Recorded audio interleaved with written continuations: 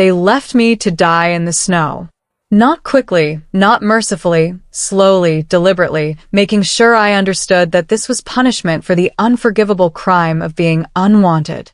My name is Leslie Mathis, and I was rejected by my fated mate 3 days before our bonding ceremony. Not privately, not quietly, publicly, in front of the entire Crescent Moon pack, with language so cruel that even the pack elders had flinched at the viciousness. "You're weak," Donovan had said, his disgust obvious to everyone assembled. "Your wolf is practically dormant.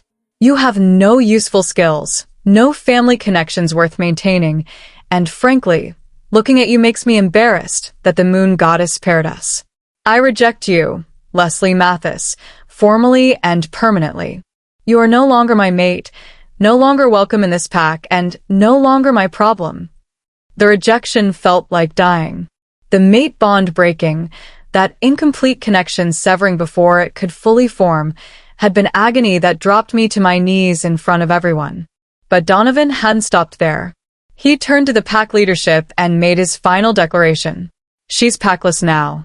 No bond, no family, no value. Do with her what you want. I don't care as long as I never see her again." What they'd wanted was to make an example. To show other weak pack members what happened when you disappointed your betters, when you failed to live up to expectations, when you were deemed worthless by those in power. So they'd stripped me of my pack marks, taken everything I owned, and driven me to the Northern Territories during the worst winter storm in decades. They'd left me there, wearing inadequate clothing, carrying no supplies, with injuries from the squirting process that made walking difficult, and told me if I managed to survive the night, I could consider it the moon goddess's mercy. I didn't survive the night. Not completely. By dawn of the second day, I was dying. Hypothermia, blood loss from wounds that wouldn't stop bleeding, exhaustion so complete I couldn't force my body to move anymore. I'd collapsed in the snow, vision blurring, accepting that this was how my pathetic life would end, alone, unwanted, frozen in territory I didn't recognize. That's when I heard it, the sound of something else dying nearby. I should have stayed down. Should have let myself slip into the cold darkness and been done with it. But there was something about that sound, the labored breathing, the pained whimpers, the desperate struggle of a creature fighting death despite impossible odds, that resonated with my own stubborn refusal to just accept my fate quietly. I forced myself to move, crawled through snow that burned against my frozen skin, following the sounds until I found him. A wolf. Massive, white as the snow around him, with eyes that glowed amber even as life faded from them. He'd been caught in a hunter's trap, a legal steel jaw trap that had crushed his leg and left him bleeding out slowly. Based on the blood trail, he'd been trying to drag himself free for hours, maybe days. We stared at each other, two dying creatures, both abandoned, both fighting battles we were clearly losing. "I'm sorry," I whispered, my voice barely audible. "I can't. I don't have the strength to free you. I can barely move myself." "I'm sorry." The wolf made a sound that might have been acknowledgement or might have been pain. His amber eyes held mine with intensity that felt significant, like he was trying to communicate something I couldn't understand. I should have left him. Should have saved what little strength I had left for myself, for trying to find shelter, for attempting survival instead of wasting energy on a creature that was already too far gone. But I'd been abandoned too, left to die alone by people who were supposed to care. And I couldn't let this wolf die alone if I could help it, even minimally. "I'll stay," I said, crawling closer despite the pain. "I can't save you, but I can stay. So you're not alone. That's something, right?" I collapsed beside him, my remaining body heat already fading. Pressed against his bloodied fur, feeling his labored breathing, I used what little strength I had left to try something impossible. My wolf was dormant, had been since I'd turned 18 and failed to shift properly during my first transformation ceremony. I'd managed a pathetic partial shift that had lasted maybe 30 seconds before collapsing back to human form, leaving me classified as defective by pack standards.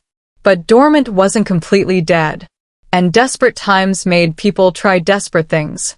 I called to my wolf, that sleeping presence that had failed me so many times before. Begged her to wake up, to help, to do something besides hiding inside while I died in the snow. And for the first time in 8 years, she responded. Not with a shift. Not with power or strength or any of the useful things strong wolves could do, but with warmth. A tiny spark of healing energy, the kind that competent pack healers could channel in seconds, but that was taking every single bit of my life force to manifest. I pressed my hands to the wolf's injuries, letting that pathetic healing energy flow from me to him. It wasn't enough to actually heal him properly, but it was enough to stop the bleeding, enough to stabilize him temporarily, enough to give him a chance at survival if he could get to proper help. There, I gasped as the last of my energy drained away. That's all I have. I'm sorry it's not more, but maybe it's enough. Maybe you'll survive. Someone should survive this. Someone should. I didn't finish the sentence. The world went dark, cold consuming everything, and I let go of consciousness with a strange peace of knowing that even if I died, at least I'd done one good thing with my worthless life. I'd saved someone. Even if that someone was just a dying wolf I'd never see again. I woke up warm. That was the first shock. Warmth instead of cold, softness instead of snow, the feeling of being alive instead of the nothing I'd expected. The second shock was the face looking down at me. Male, handsome in a way that was almost painful to look at, with silver hair and those same amber eyes I'd seen in the dying wolf. "You're awake," he said, his voice carrying authority that made my dormant wolf stir with recognition. "Good. We need to talk." "Who?" My voice was rough, throat raw from screaming or cold or both. "Where?" I'm Michael Johnson. Alpha King of the Northern Territories. You saved my life 2 days ago when I was caught in a hunter's trap and dying. Now, his expression was complicated, mixing gratitude with something that looked like frustration. I need to understand why a dying Omega used her last strength to save a random wolf instead of preserving that energy for herself. That was either extraordinarily brave or catastrophically stupid, and I haven't decided which. "You're the wolf." It wasn't a question. You were dying. The trap. I couldn't free you, but I could stop the bleeding. Give you a chance. You gave me more than a chance. You saved my life at the cost of nearly losing your own. Why? You didn't know who I was. For all you knew, I was just some random wolf who'd wandered into a trap. You were dying alone. I couldn't save you properly, but I could stay. Could try to help. That seemed important. Better than both of us dying alone without trying.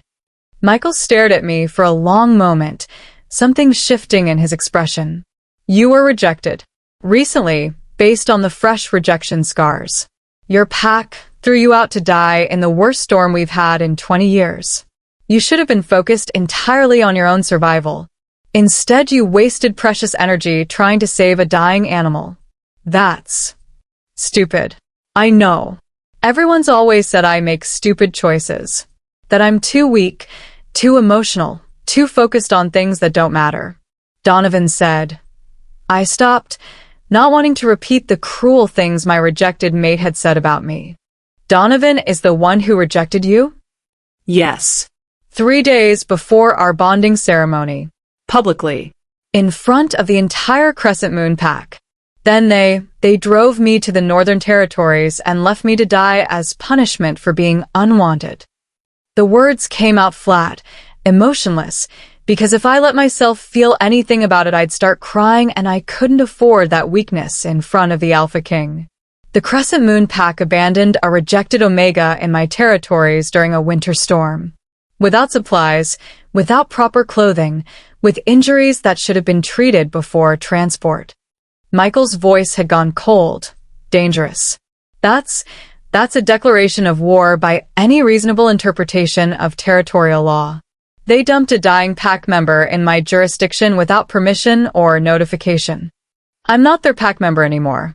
Donovan rejected me. That's sever my connection to Crescent Moon. I'm nobody now. Packless, mateless, worthless. They made that very clear. You're not worthless. You saved the Alpha King using healing abilities most Omegas don't possess, even when they're at full strength. That's significant capability regardless of what your former pack claimed. My wolf is dormant. I couldn't even shift properly during my transformation ceremony. The healing was all I had. And it nearly killed me trying to channel it while dying. That's not capability.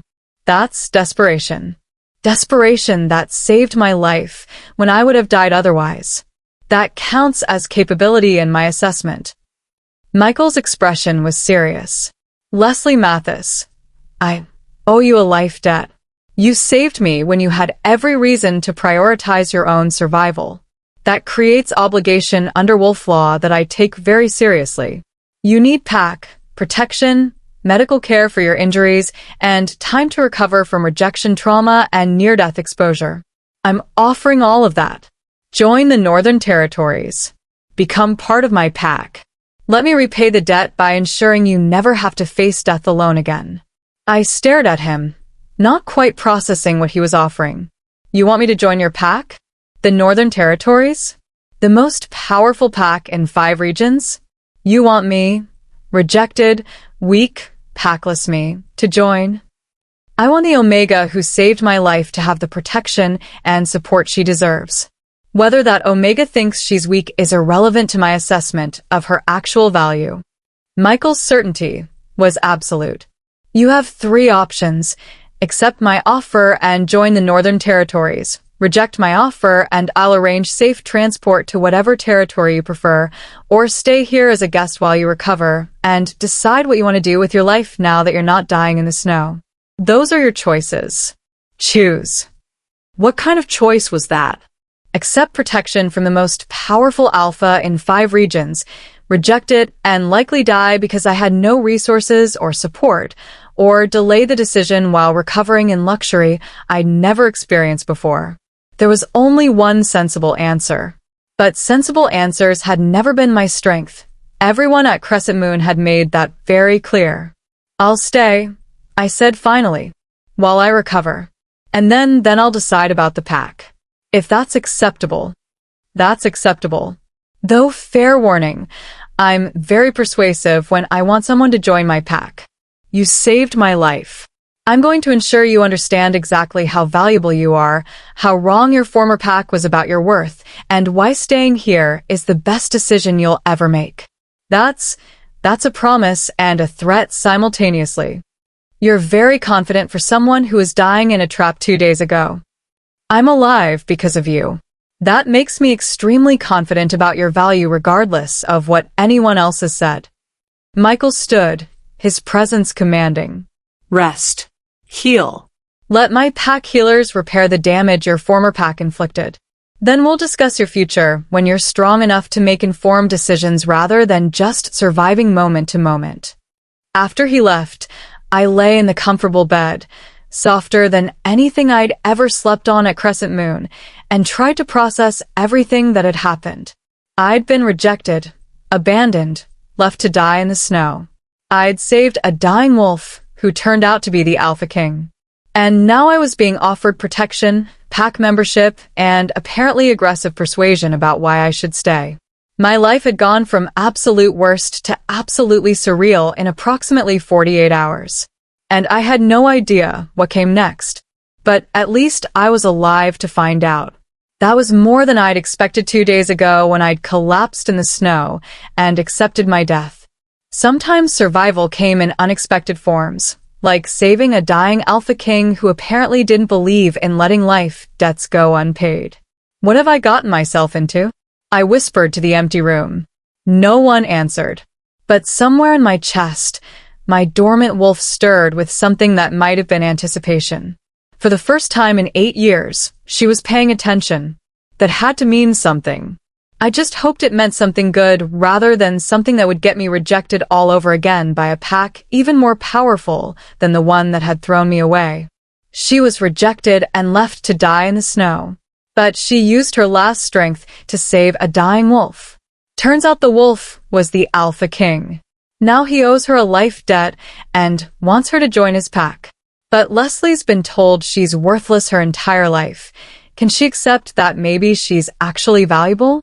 What happens when her former pack discovers she's alive and protected by the most powerful alpha in 5 regions?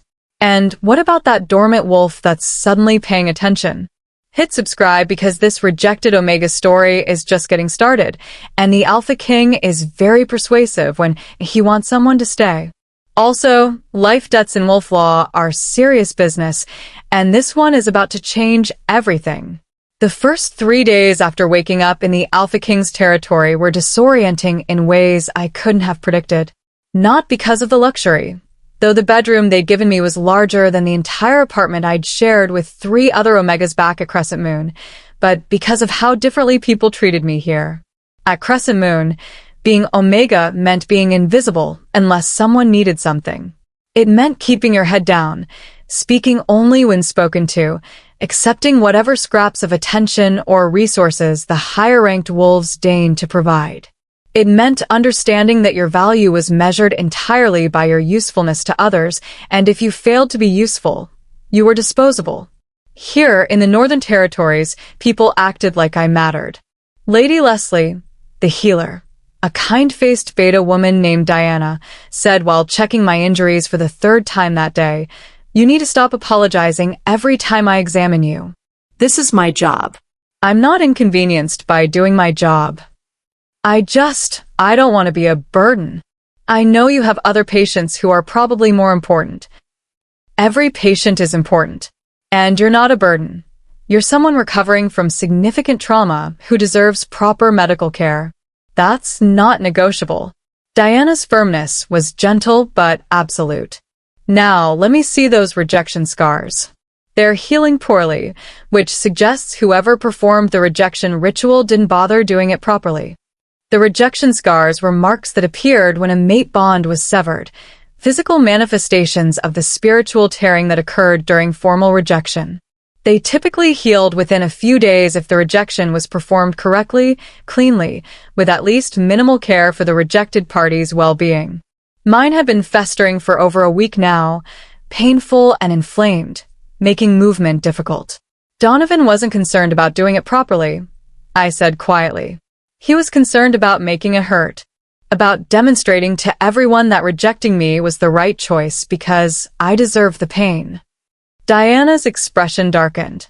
That's deliberately cruel rejection practice. It's technically legal but morally reprehensible. The Alpha King is going to have words with Crescent Moon leadership about this, once you're stable. Possibly more than just words. Please don't. I don't want to cause problems.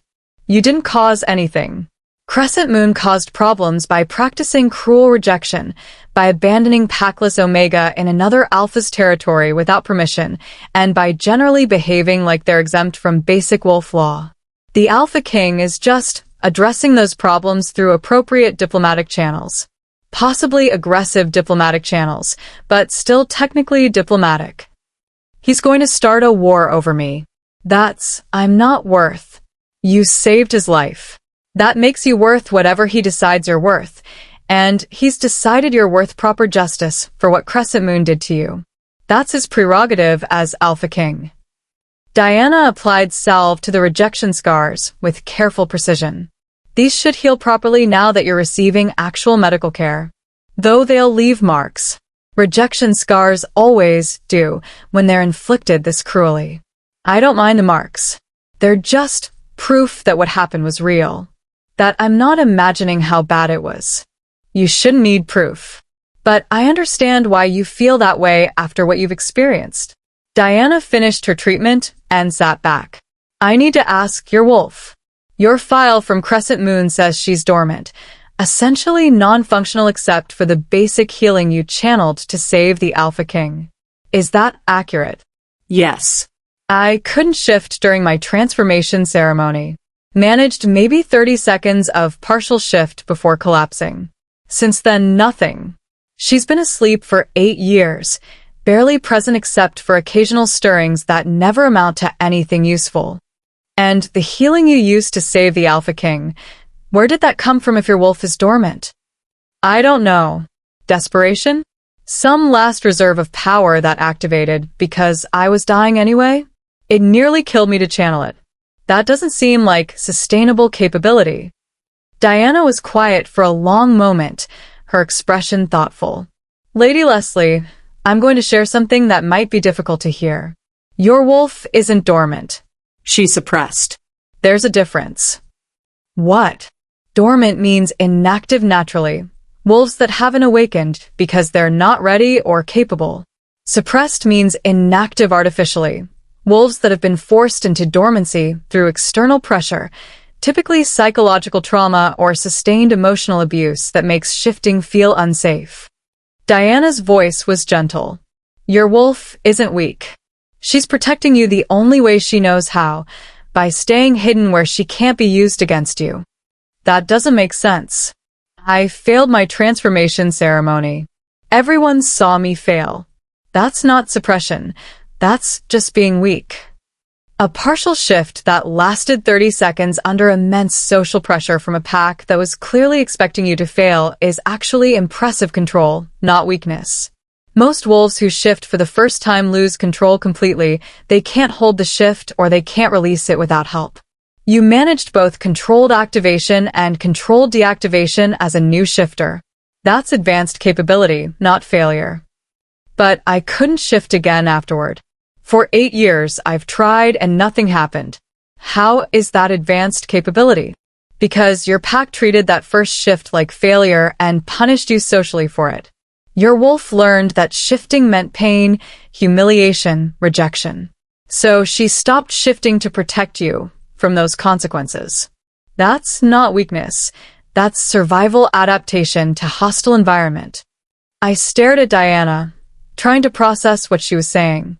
You're telling me I'm not actually defective? That my wolf isn't dormant. She's just hiding? I'm telling you that what Crescent Moon labeled as defect is actually trauma response to their treatment. And trauma can be healed with proper support and safe environment. Your wolf might be willing to emerge now that you're somewhere she won't be punished for existing. She stirred when I woke up after saving the Alpha King. That was the first time in years she'd shown interest in anything. Because you're safe now. Because the Alpha King is powerful enough that her emergence won't make you vulnerable to attack. Because for the first time in 8 years, shifting might be safe rather than dangerous. Diana's smile was encouraging. I think your wolf has been waiting for this. For protection strong enough to let her exist without fear. Even if that's true, even if she's just suppressed rather than dormant, it doesn't change that I'm weak. That I failed everyone's expectations at Crescent Moon. That I'm not valuable the way real Omegas are. Real Omegas? As opposed to what? Imaginary Omegas. Diana's tone had gone sharp. You are a real Omega. You survived rejection, abandonment, exposure, near death, and then used your last strength to save someone else despite having every reason to be selfish. That's not weakness.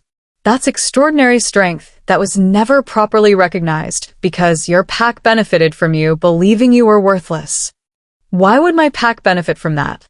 Because Omegas who believe they're worthless don't question mistreatment, don't demand better, don't require resources that higher-ranked wolves want to keep for themselves. Convinced you that you're weak makes you easier to control, easier to exploit, easier to discard when you're no longer useful. Diana's anger was obvious now. Crescent Moon didn't just fail you. They deliberately damaged you to maintain power structures that required your suppression. That's not accidental. That's systematic abuse dressed up as pack hierarchy. That's a serious accusation. It's an accurate observation based on everything I've seen in your medical file and heard from you directly. And it's why the Alpha King is so angry about what happened to you. He's seen this pattern before, packs that maintain power by crushing anyone who might challenge their established order. He doesn't tolerate it in his territory, and he doesn't tolerate it being inflicted on someone who saved his life. Before I could respond, there was a knock on the door. Michael entered without waiting for permission, his presence immediately filling the room with alpha authority that made my wolf stir with interest rather than fear. Diana, how is she healing? Physically well. The rejection scars are responding to treatment now that she's receiving proper care. Emotionally, Diana glanced at me. She's processing significant trauma while being told everything she believed about herself is wrong. That takes time. Understood. Michael's attention shifted to me. Leslie, I need to discuss something. Crescent Moon has sent a formal communication claiming you stole pack resources before fleeing and demanding your return for punishment. They're asserting jurisdiction over you as former pack member despite the rejection. I didn't steal anything. They took everything I owned before driving me to your territory. I know. Their claim is false, and I've rejected it formally. But they're persisting, which suggests they have motivation beyond just retrieving stolen property. Do you know why they'd be so insistent on getting you back? No. They made it very clear I was worthless and unwanted. Why would they care what happens to me now? That's what I'm trying to determine. Because their communication mentioned that you have unpaid debts to the pack that require your return. What debts? I don't have any debts. I worked for the pack for years without proper compensation because Omegas aren't paid equally for their labor. If anything, they owe me. I stopped. Realization hitting. My healing. They're claiming I owe them for the healing training I received. Did you receive healing training? No. I taught myself through books and practice because the pack healers refused to train someone with a dormant wolf.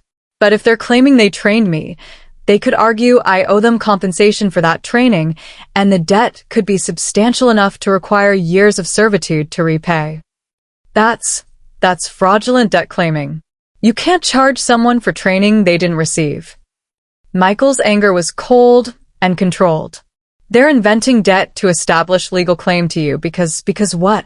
What value do you have to them that they're willing to commit fraud to retain? I don't know. I'm not valuable to them. Donovan made that extremely clear when he rejected me. Donovan rejected you. The pack leadership is trying to reclaim you. Those are different motivations by different people. What does pack leadership know about you that Donovan might not? I thought about it, trying to remember interactions with pack leadership beyond just Donovan. The pack beta, Garrett, he asked me about my healing abilities once. About whether I could channel energy for longer periods if I practiced. I told him no, that I could barely manage short bursts without exhausting myself. He seemed disappointed, like he'd been expecting different answer. They wanted to use your healing abilities, Michael said grimly. That's why they're trying to reclaim you. Not because you're valuable as person, but because you're valuable as resource they can exploit now that I've demonstrated you can channel healing energy effectively. But I nearly died channeling it. That's not sustainable use. It's not sustainable when you're trying to heal someone while dying yourself. Under controlled conditions with proper support, you might be able to heal extensively without serious strain. That's valuable capability for pack that wants free access to healer without having to compensate properly or train thoroughly. Michael's calculation was visible. They made you believe you were worthless so you wouldn't recognize your own value and demand appropriate treatment. Now that someone else has recognized your value, they want you back before you realize what they did. I can't believe they'd be that deliberate. Believe it, because I've seen this pattern dozens of times. Packs that suppress their valuable members to extract labor without compensation then become furious when those members escape and find better situations. Crescent Moon isn't unique in this behavior. They're just particularly bad at hiding it. Michael moved closer, his expression serious. Leslie, I need to know, do you want to return to Crescent Moon? If you do, despite everything they've done, I'll negotiate for better treatment and proper compensation. But if you don't, if you want to stay here or go somewhere else entirely, I need to know now so I can reject their claim permanently rather than just temporarily. I don't want to go back. They threw me away. They left me to die. The only reason they want me back is because you demonstrated I have value they can exploit. That's not pack. That's ownership they're trying to reclaim. Then they don't get you back. I'll formally reject their claim, establish you as a Northern Territories pack member under my protection, and make it clear that any further attempts to reclaim you will be treated as hostile action requiring aggressive response. Michael's certainty was absolute. You saved my life. That creates an obligation I take seriously. Part of that obligation is ensuring the pack that abused you doesn't get another opportunity to do so. You're really going to start a conflict with Crescent Moon over me? I'm going to enforce territorial law and protect pack members from fraudulent claims. If Crescent Moon wants to interpret that as aggression, that's their choice. But they're not getting you back. That's non-negotiable. After Michael left, Diana finished her examination in silence. Then, the Alpha King is serious about protecting you. That's not just life-debt obligation. That's genuine concern for your well-being. Don't dismiss it as just duty. I'm not dismissing it. I don't understand why someone as powerful as him would care this much about someone as unimportant as me. Because you're not unimportant. You're just used to being treated like you are. There's a difference. Diana packed up her medical supplies. Rest. Heal. Let yourself adjust to being valued instead of discarded. It's going to feel strange for a while, but strange is better than what you experienced at Crescent Moon. Strange is definitely better. I agreed quietly. But strange was also terrifying in its own way. Because if I let myself believe I was valuable, if I let myself trust this protection and support, what happened when it inevitably ended? When Michael decided the life debt was repaid, and I was back to being alone again. I'd survived being thrown away once. I wasn't sure I could survive it again if I let myself get attached to this temporary safety. Better to keep my distance. To remember this was just debt repayment, not genuine care. To protect myself from future abandonment by never fully believing the current acceptance. It was practical, sensible, the smart choice after everything I'd experienced. So, why did it make my chest ache with loneliness even while surrounded by people who claimed to value me? My dormant wolf stirred again, pressing against my consciousness with something that felt like disagreement. She didn't think keeping distance was smart. She thought we'd finally found somewhere worth staying. But what did she know? She'd been asleep for 8 years. She'd missed all the evidence that getting attached only led to pain. I'd keep us both safe by maintaining emotional distance. That was the only way to survive whatever came next. Even if it meant rejecting the first genuine kindness I'd experienced in years. Michael's campaign to prove my value began the next morning when he showed up at my room with training clothes and an expression that suggested refusal wasn't an option. "We're starting your wolf awakening today," he announced. "Diana confirmed your wolf is suppressed rather than dormant. That means she can be coaxed out with proper support and safe environment. I'm providing both. I'm not ready to try shifting again. The last time was humiliating enough. The last time you were 18 years old, surrounded by people who wanted you to fail, with a wolf who'd already learned that shifting meant pain. That's not the situation now. You're in my territory with my protection, and your wolf has already shown signs of waking. We're building on that before she decides hiding is safer again. What if I can't shift? What if Diana's wrong, and I really am just weak? Then we'll know for certain rather than just accepting Crescent Moon's assessment. But I don't think she's wrong. I think your wolf is powerful and scared, and she needs to know shifting won't be punished before she'll emerge fully." Michael's confidence was either inspiring or delusional. I couldn't decide which. Come on. We're going to the training grounds where my pack trains new shifters. You'll be working with me directly, not with strangers who might judge your progress. You're personally training me? You're the Alpha King. Don't you have more important things to do? I owe you a life debt. Training you to access your full capabilities is part of repaying that debt. Also, his slight smile was unexpected. I'm curious about what you're actually capable of when you're not being suppressed by pack that benefited from your weakness. Call it professional interest in untapped potential. The training grounds were exactly as intimidating as I'd feared. Large open space where dozens of wolves were practicing shifts, combat forms, coordination exercises. Everyone was strong, confident, moving with the kind of easy grace that I'd never managed even in human form. Ignore them, Michael said, guiding me to a private section separated from the main grounds by trees. They're not relevant to your training. Focus on me, on your wolf, on what you're capable of without audience pressure. Private training grounds. That seems excessive for someone like me.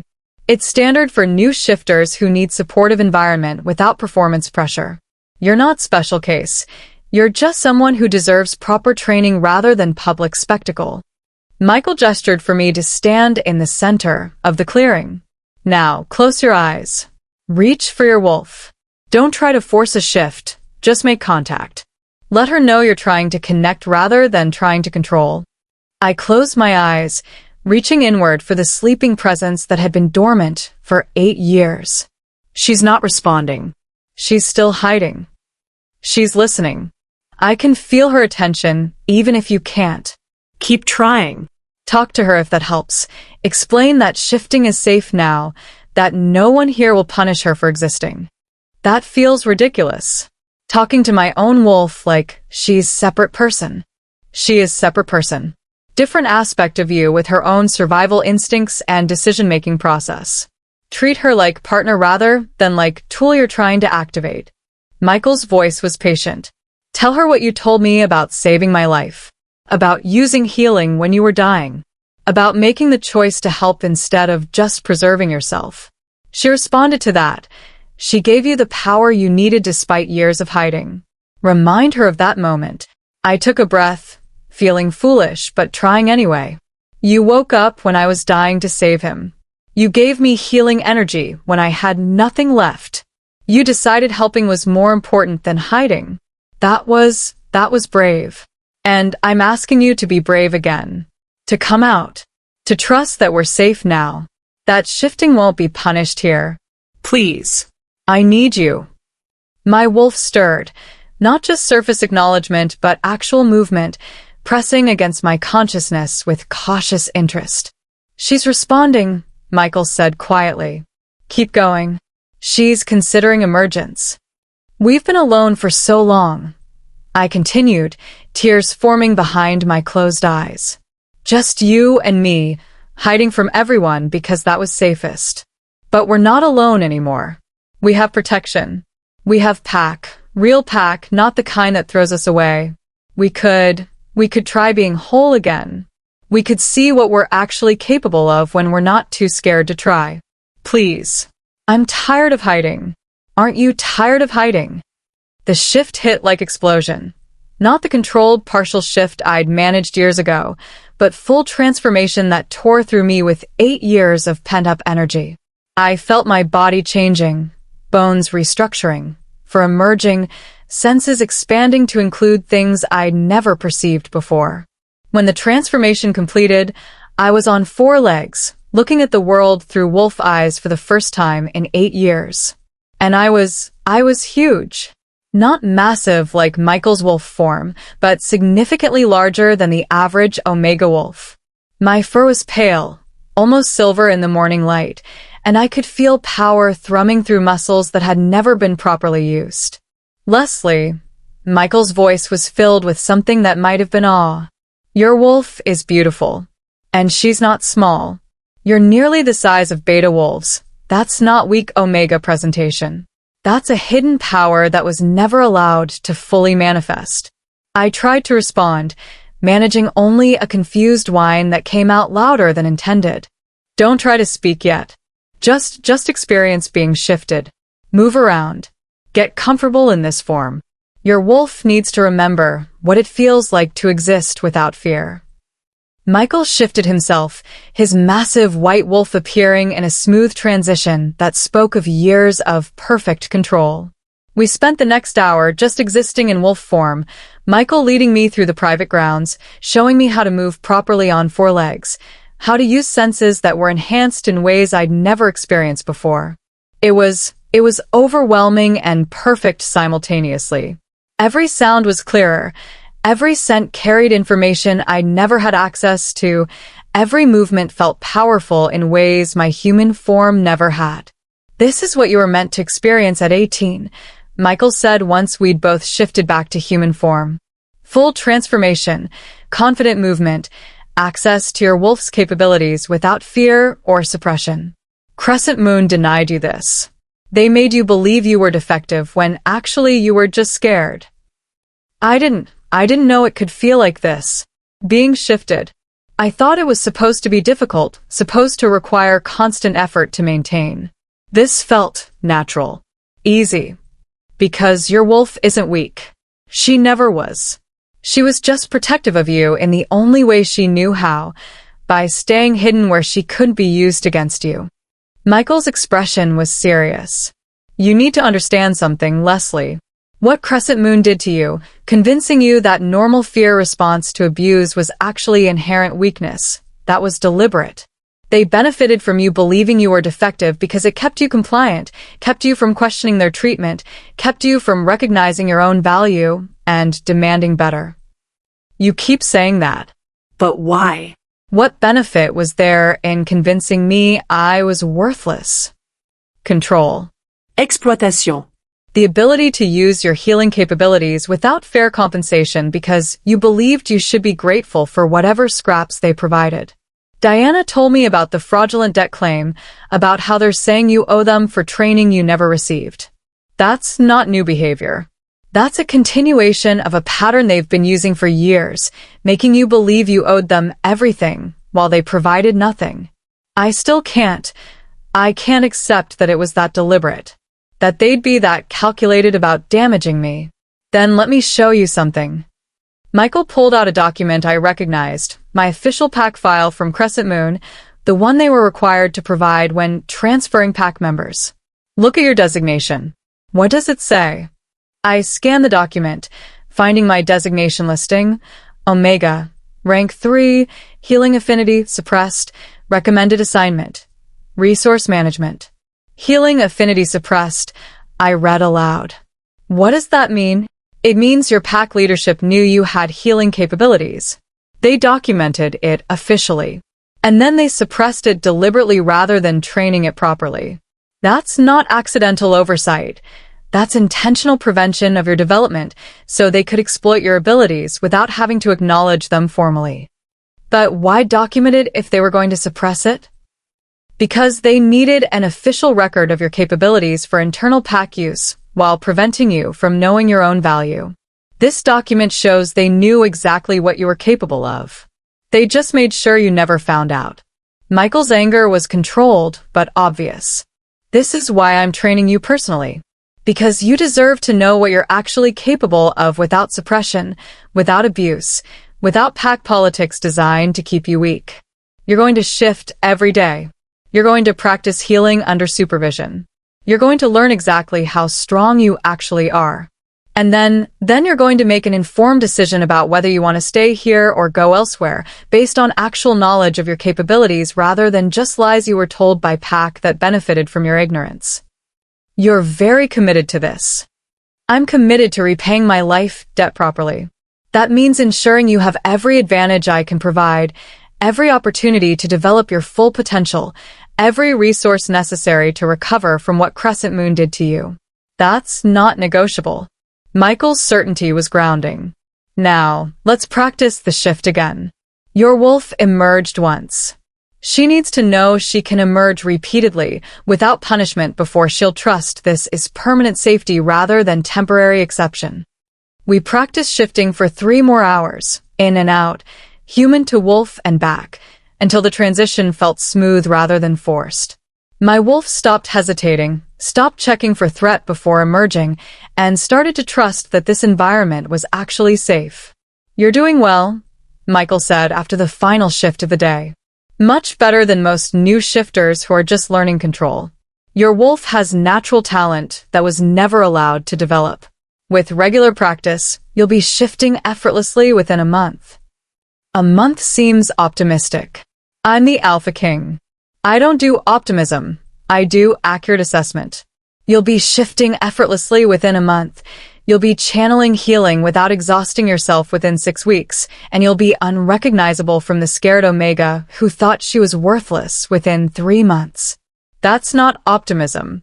That's inevitability given proper training and support. You're very confident about my potential. You saved my life while dying yourself. That demonstrated more capability than most wolves show an entire lifetime of comfortable safety.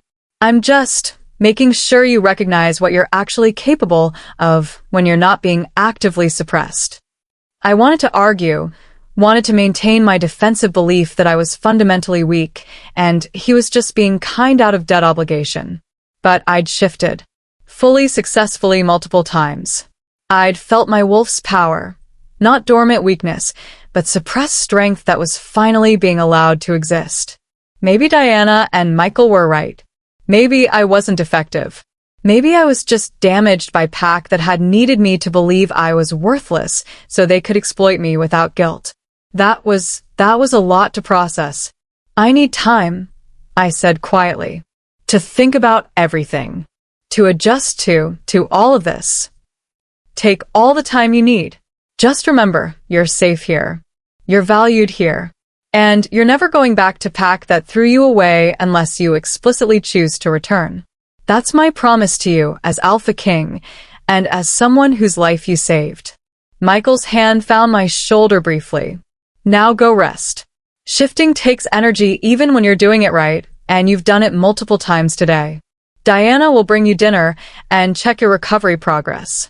Tomorrow we'll work on healing practice in controlled conditions where exhaustion won't kill you. After he left, I collapsed on the comfortable bed and tried to process everything that had happened. Ide shifta. Multiple times. Successfully. And it had felt good. Natural. Like something I was meant to do, rather than something I was failing at. My wolf was right there in my consciousness now. Present. Alert. No longer hiding behind walls of fear and trauma. We did it, I whispered to her. We actually shifted. We're not broken. We never were. My wolf's agreement was certain, pleased, and tinged with something that felt like vindication. She'd known we weren't effective. She'd just been protecting us the only way she could until we found safety strong enough to let her exist. Now we had that safety. Now we could be whole. If I was brave enough to trust it wouldn't be taken away the moment I got comfortable. That was the real question. Not whether I was capable, but whether I was brave enough to believe in my own capability after 8 years of being told I was worthless. Michael seemed to think I was. My wolf seemed to think I was. Maybe it was time I gave myself the same benefit of the doubt. 2 weeks into my training with Michael, I discovered something that changed everything. My healing wasn't just healing. It was magical energy manipulation with healing applications, which meant I could theoretically channel it for other purposes if I learned proper control. This is advanced capability, Tavan, Michael's court mage and magical advisor, said while testing my energy output during a supervised practice session. Most wolves with healing affinity can only channel for biological repair. You can manipulate magical energy itself and direct it toward biological repair as one application among many. That's rare. Exceptionally rare. What does that mean practically? I asked, trying to understand the significance. It means you're not just a healer. You're a magical practitioner with healing specialization. With proper training, you could potentially do magical work beyond just healing, wards, protection spells, energy manipulation for various purposes. Your pack documented healing affinity, but they didn't document magical manipulation capability. Either they didn't recognize it, or Tavan's expression darkened. They deliberately hid it to prevent you from developing it fully. Why would they hide magical capability? Because magical practitioners are valuable, powerful, and difficult to control if they recognize their own worth. Your pack benefited from you believing you were a weak healer with barely functional abilities. If you'd known you were actually a magical practitioner with advanced capabilities, you would have demanded appropriate training, proper compensation, recognition of your value. They prevented that by keeping you ignorant of your own potential. I struggled to process the implications. That's not just abuse. That's intentional sabotage of my development. Exactly. And it's why the Alpha King is so angry about what Crescent Moon did to you. This isn't just mistreatment of weak Omega. This is deliberate suppression of powerful magical practitioners for the purpose of exploitation. That's a significantly more serious offense under Wolf Law. Michael entered the magical testing room, his expression already informed by whatever report Tavin had sent ahead. You're a magical practitioner. That's beyond what I anticipated when I started training you. I don't understand how I could be magical practitioner without knowing it. Wouldn't I have shown signs before now? You did show signs. Your healing, your wolf's responsiveness when you were dying, your ability to sense things others couldn't. All signs of magical capability that were probably dismissed as coincidence or weak manifestation. Crescent Moon trained you to ignore your own capabilities, to attribute success to luck and failure to inherent weakness. Classic suppression technique for preventing magical development. So what now? Do I train as magical practitioner? Is that something you even have resources for? I have Tavin, who's one of the best magical trainers in 5 regions. And I have strong motivation to ensure you develop fully, so you understand exactly how wrong Crescent Moon was about your value. Michael's determination was absolute. We're adding magical training to your schedule. You'll work with Tavin 3 times a week on energy manipulation, ward creation, protection spells, all the fundamental magical skills that you should have learned years ago if your pack had trained you properly. That's a lot of training. Wolf shifting practice, healing control, now magical fundamentals. When am I supposed to rest? You rest when you're not training. That's why we're pacing this appropriately rather than trying to develop everything simultaneously. You're recovering from 8 years of suppression. That doesn't happen overnight. We're building foundation now so you can develop advanced capabilities later. Michael's practicality was grounding. Trust the process. Trust that we're not rushing you toward anything you're not ready for. The magical training began the next day with Tavin demonstrating basic energy manipulation, channeling magical power into visible forms, shaping it through will, maintaining control without exhausting internal reserves. Magic is about intention and will, Tavin explained while creating glowing constructs in the air. You direct the energy through focused intent, shape it through visualization, and maintain it through sustained will. The power itself comes from internal reserves that regenerate naturally, but the control requires practice and discipline. Most magical practitioners train for years to achieve basic competency.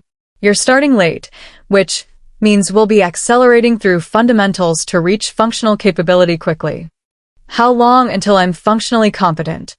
For healing applications? You're already functional. You saved the Alpha King's life while dying, which demonstrates natural talent that most trained healers don't achieve in years of practice. For other applications? 6 months of intensive training should get you to basic functional competency. Advanced mastery takes years, but basic capability develops much faster when you have proper instruction. 6 months. That seems manageable. It is manageable for someone with your natural capability. Most students take longer, but most students don't have your level of raw power waiting to be developed. Your pack did you terrible disservice by suppressing your development, but they couldn't actually remove your capability. They just delayed your access to it. Now that suppression is removed, you'll develop quickly. The practice session involved channeling energy into simple forms, spheres, barriers, directed flows. It was exhausting mentally, if not physically, requiring concentration I never had to maintain for extended periods. You're doing well, Tavin said after 2 hours of practice. Most new students can't hold basic forms for more than a few minutes on their first day. You're maintaining complex constructs for 20 minutes at a time. That's advanced capability, not beginner work. It doesn't feel advanced. It feels difficult and imprecise. Because you're learning a new skill. But the fact that you can do it at all on first attempt demonstrates an inherent capability that many magical practitioners never achieve. Your pack hid significant talent. Tavin let his own magical constructs dissolve. The Alpha King is planning a formal challenge against Crescent Moon leadership for their treatment of you. Did he mention that? No. What kind of challenge? Legal challenge under Wolf law regarding intentional suppression of pack members' magical capabilities for purpose of exploitation. It's serious charge that could result in Crescent Moon losing alpha authority over their territory if proven. He's gathering evidence, your pack file, medical records showing suppression rather than dormancy, testimonies from wolves who witnessed your treatment. He's building case for systematic abuse rather than just individual mistreatment. That seems extreme. I'm just one Omega who got treated badly. That's not worth dismantling pack leadership. You're a magical practitioner who was deliberately suppressed for years so your pack could exploit your capabilities without proper compensation or recognition. That's not just one Omega being mistreated. That's institutional exploitation that likely affected others beyond just you. The Alpha King doesn't tolerate that kind of abuse in territories under his oversight. He's correcting it. I didn't ask him to start legal action on my behalf. You saved his life. That creates an obligation he takes seriously. Part of that obligation is ensuring justice for what was done to you. Whether you asked for it is irrelevant. He's providing it anyway because that's what proper alpha leadership looks like. Tavin's expression softened. I know it's uncomfortable having someone fight for you when you're used to fighting alone. But you're pack now. Pack means collective protection and collective justice. Get used to it. The legal challenge progressed over the next 3 weeks while I continued training. Michael was methodical in building his case. Every piece of evidence documented, every witness testimony recorded, every legal precedent researched to ensure his challenge was unassailable. Crescent Moon is claiming the suppression was unintentional, Michael told me during one of our training sessions. They're saying they didn't know you had magical capability, that they believed your documentation was an administrative error. They're denying any intentional exploitation. Will that defense work? No. Because I have your pack file showing they documented your capabilities officially while preventing your development. I have medical testimony from Diana showing suppression versus dormancy. And I have Tavin's assessment demonstrating advanced magical capability that doesn't develop overnight. You've had this power for years, and they deliberately prevented you from accessing it. Their denial is transparent lie that won't hold up under formal examination. What happens if you win the challenge? Crescent Moon loses alpha authority. Their territory comes under my direct oversight, and their leadership faces consequences ranging from fines to permanent exile depending on severity of their offenses. It's significant punishment designed to deter other packs from similar exploitation. And if you lose? I won't lose. The evidence is overwhelming. Michael's confidence was absolute. But if somehow I did lose, you'd still be under my protection as Northern Territory's pack member. Their legal challenge to reclaim you was rejected permanently when you accepted pack membership here. They have no authority over you regardless of challenge outcome. You're very committed to this justice thing. I'm committed to ensuring you understand exactly how wrong they were and how seriously the magical community takes suppression of practitioners for exploitation purposes. What they did to you it's offensive to everything proper pack structure should be. I'm correcting it. The formal challenge hearing was scheduled for 6 weeks after my arrival in Northern Territories. Enough time for evidence gathering and legal preparation, but not so long that Crescent Moon could hide or destroy documentation that would prove their guilt. You'll attend the hearing, Michael informed me a week before it was scheduled. As primary witness and as evidence of what proper development looks like when suppression is removed. Crescent Moon leadership needs to see what they prevented you from becoming. I don't want to face them again. Donovan will be there. The pack leadership who authorized my abandonment will be there. I don't want to see them. You won't be facing them alone. You'll have me, you'll have pack support, and you'll have the evidence of your own development proving they were wrong about everything. They'll see what they threw away. That's part of the justice, making them witness exactly how valuable you actually were while they were treating you as disposable. That feels vindictive. It is vindictive. Appropriately so. They damaged you deliberately. They should witness the consequences of their choices. Michael's ruthlessness was showing. You don't have to speak unless you want to. Your presence alone will demonstrate what I'm arguing, that you're powerful, capable, valuable, and they suppressed all of that for their own benefit. Let them see what they lost. Let them understand the cost of their exploitation. I didn't want to attend, didn't want to face Donovan, didn't want to be examined by Pack that had thrown me away, didn't want to risk their judgment affecting the progress I'd made. But Michael was right that they needed to see the consequences of their choices. Needed to witness what I'd become once suppression was removed. Maybe that was worth the discomfort of facing them again. Or maybe I was just developing the same vindictive streak Michael had, the desire to prove wrong to everyone who'd dismissed me. Either way, I'd attend the hearing. I'd stand as evidence of what Crescent Moon had destroyed through their deliberate suppression. And I'd let them see exactly what they'd lost when they'd thrown me away. Leslie's been training for 3 weeks, and she's not just a healer. She's a magical practitioner with advanced capabilities. Crescent Moon hid her powers for years to exploit her. Now Michael's filing a formal legal challenge that could strip their alpha of authority. What happens when Leslie has to face Donovan and the Pack that threw her away at the hearing? Can she prove she was never weak, just suppressed? And what happens when Crescent Moon realizes they threw away someone more powerful than most of their ranked wolves? Hit subscribe because the next line covers the legal hearing showdown, and trust us, seeing Donovan's face when he realizes what he rejected is going to be satisfying. Also, magical practitioners are rare, and Leslie's about to learn exactly how valuable that makes her. The formal challenge hearing was held in neutral territory, a council chamber maintained by the Regional Wolf Authority for exactly these kinds of interpack disputes. The room was impressive in a cold, bureaucratic way.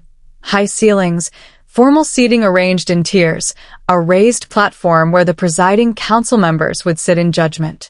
I dressed in formal clothing that Michael's staff had provided, deep blue dress that was elegant without being ostentatious, my hair arranged in a style that made me look older, more confident than I felt. The goal was to present as capable magical practitioner rather than damaged Omega, and apparently appearance mattered for these proceedings.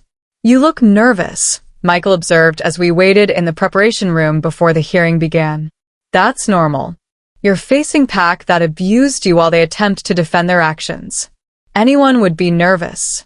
I'm terrified. I corrected. Donovan is going to be there. The Pack Beta who drove me to your territory and left me to die is going to be there.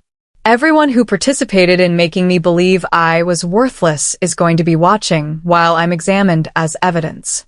That's beyond just nervous. Then focus on what you've accomplished in 6 weeks. You're shifting confidently. You're channeling magic that most practitioners train years to access. You're healing without exhausting yourself. You're everything they said you couldn't be. Let that truth carry you through whatever they say about your past. Michael's hand found mine briefly. And remember, you're not alone. I'm right there with you. They can't touch you without going through me first, and I'm significantly more dangerous than they're prepared to handle. The hearing chamber filled quickly, Crescent Moon leadership taking seats on one side, Northern Territories representatives on the other, neutral council members on the raised platform. And there, sitting with Crescent Moon delegation, was Donovan. He looked exactly as I remembered, tall, handsome in a conventional way, with the kind of confidence that came from never being questioned about his worth. When his eyes found me across the chamber, I saw shock register before he schooled his expression into something more neutral. He hadn't expected me to be alive. Hadn't expected me to be here, healthy and whole, standing beside the Alpha King as evidence of Crescent Moon's crimes. The council recognizes Alpha King Michael Johnson of the Northern Territories, who has filed formal challenge against Crescent Moon PAC regarding systematic suppression and exploitation of PAC member Leslie Mathis, the lead council member announced. Alpha King Johnson, present your case. Michael stood, his presence commanding immediate attention. 6 weeks ago, I was trapped in a legal hunter's snare in my territory, dying from blood loss and exposure. I was found by Leslie Mathis, who had been abandoned in my territory by Crescent Moon PAC during the worst winter storm in 20 years. Despite being rejected by her fated mate, stripped of PAC bonds, and left with injuries that should have been fatal, Leslie used her last strength to save my life through healing magic that Crescent Moon claimed she didn't possess. He gestured, and a magical projection appeared showing my official PAC file, the one documenting healing affinity, suppressed, in clear text. Crescent Moon knew Leslie had healing capabilities. They documented it officially in her PAC file. But rather than train those capabilities properly, they suppressed them deliberately. They convinced Leslie her abilities were weak, her wolf was dormant, and she was fundamentally defective.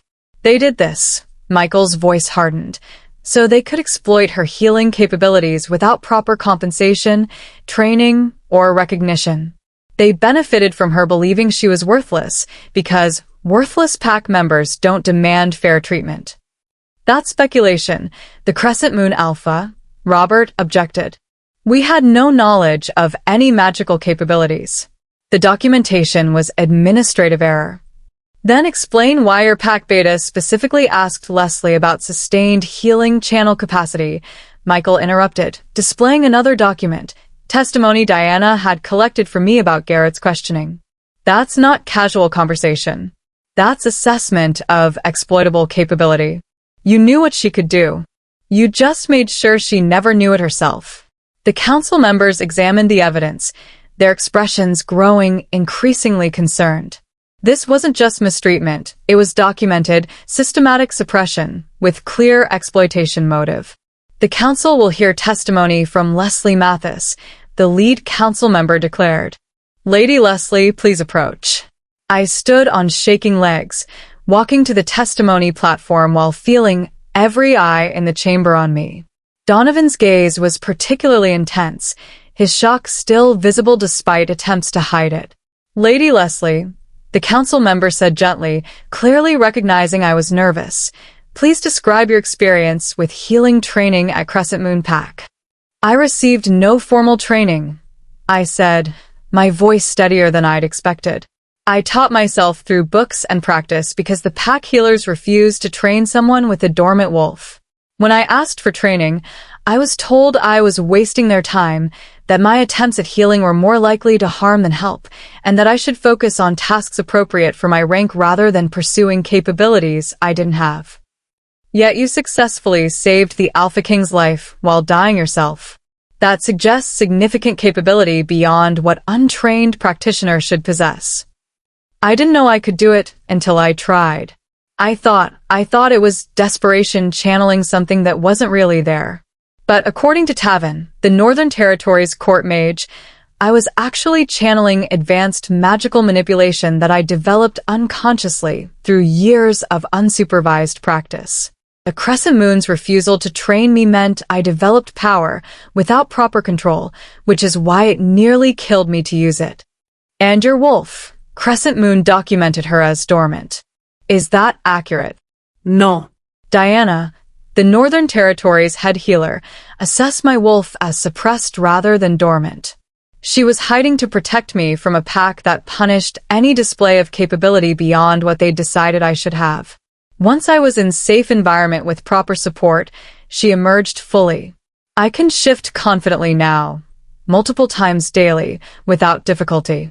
My wolf was never dormant. She was just scared.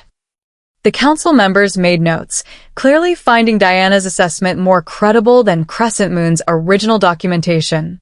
Crescent Moon representatives, do you dispute Lady Leslie's testimony? We dispute that any suppression was intentional, Robert said carefully. If Leslie's wolf was hiding due to environmental factors, That's unfortunate, but not necessarily indicative of deliberate abuse. Pack hierarchy creates pressure for all members. Leslie may have simply been more sensitive to that pressure than other Omegas. I see. And the documented healing affinity that you claim was an administrative error. Do you have an explanation for why that specific notation appeared in her file, if no one in your pack recognized her capabilities? It was noted by previous healer who may have been overly optimistic about Leslie's potential. When that potential didn't manifest as expected, we assumed the notation was incorrect. Yet your pack beta specifically questioned her about sustained healing capacity. That suggests active interest in capability you claim you didn't know existed. Garrett was making conversation, not assessing exploitable resources. The council finds that explanation insufficient. The lead council member's tone had gone cold.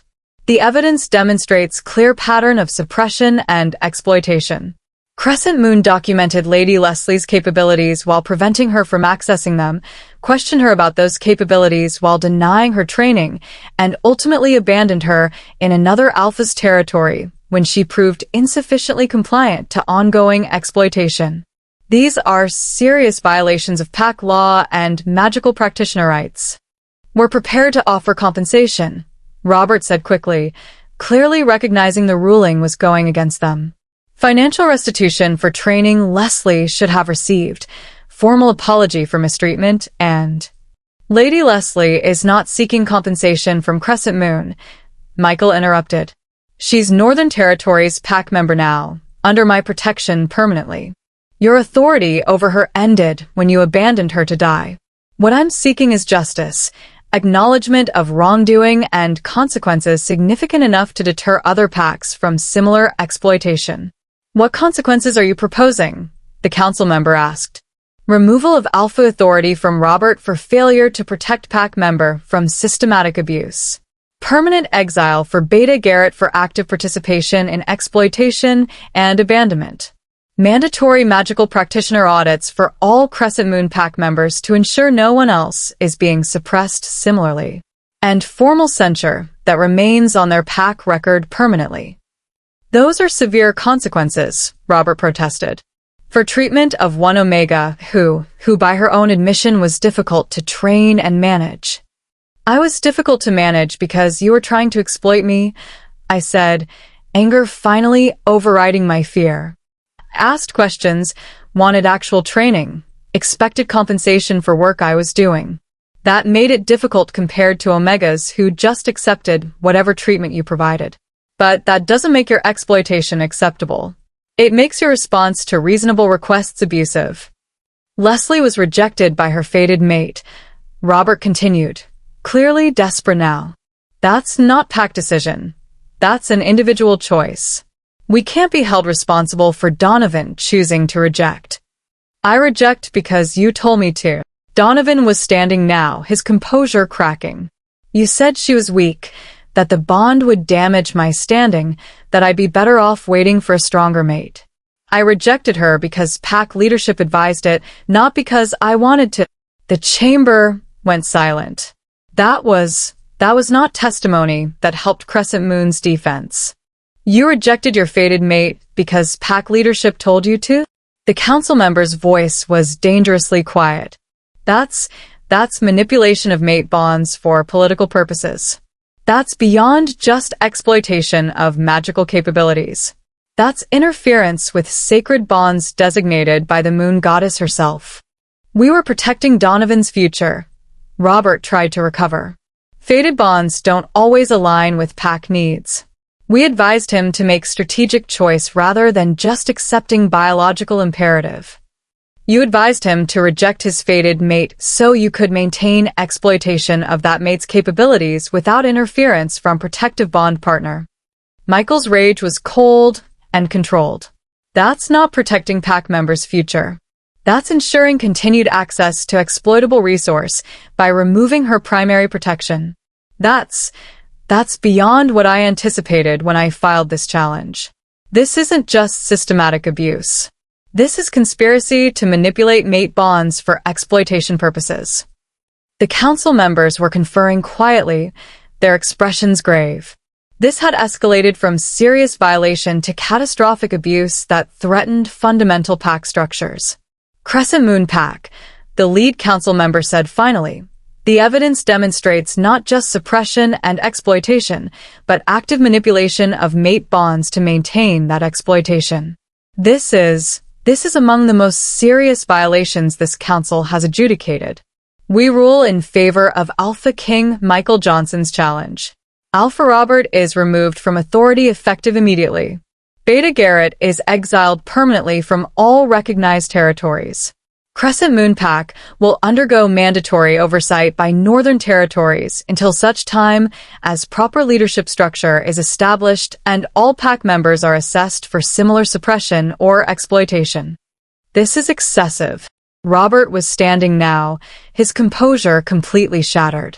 Over 1 week, Omega, who saved the Alpha King's life while dying because your pack convinced her she was worthless. Who developed advanced magical capabilities despite your deliberate prevention of proper training. Who survived abandonment, exposure, and rejection because she was stronger than you ever allowed her to believe. The council member's voice was sharp. Your pack failed her catastrophically. These consequences are proportional to your crimes. Accept them gracefully or face additional sanctions for contempt of council authority. Robert sat down, defeated. The ruling was final, unappealable, and absolutely devastating to Crescent Moon's power structure. I felt vindicated and terrified simultaneously. They'd been found guilty. Formally, permanently, with consequences that would reshape their entire pack. Because of me. Because I'd been willing to testify about what they'd done. Leslie. Donovan was approaching me now, his expression desperate. Leslie, please. I'm sorry. I shouldn't have rejected you. They told me it was the right choice, that you were weak and the bond would damage my future. But they were wrong. You're not weak. You're incredible. Please. Let me rescind the rejection. Let me complete the bond properly. We're fated mates. The moon goddess designated us for each other. We can fix this. No. The word came out clear and certain despite my shaking hands. You rejected me publicly, cruelly, with language designed to humiliate me in front of everyone I knew. You didn't just sever a bond. You destroyed my sense of self-worth, my confidence, my belief that I deserved anything better than what Crescent Moon gave me. That's not fixable with apology and renewed bond offer. I was manipulated by pack leadership. They advised the rejection. I wouldn't have done it otherwise. You chose to listen to them rather than trusting the mate bond. You chose public humiliation rather than private conversation. You chose cruelty rather than kindness.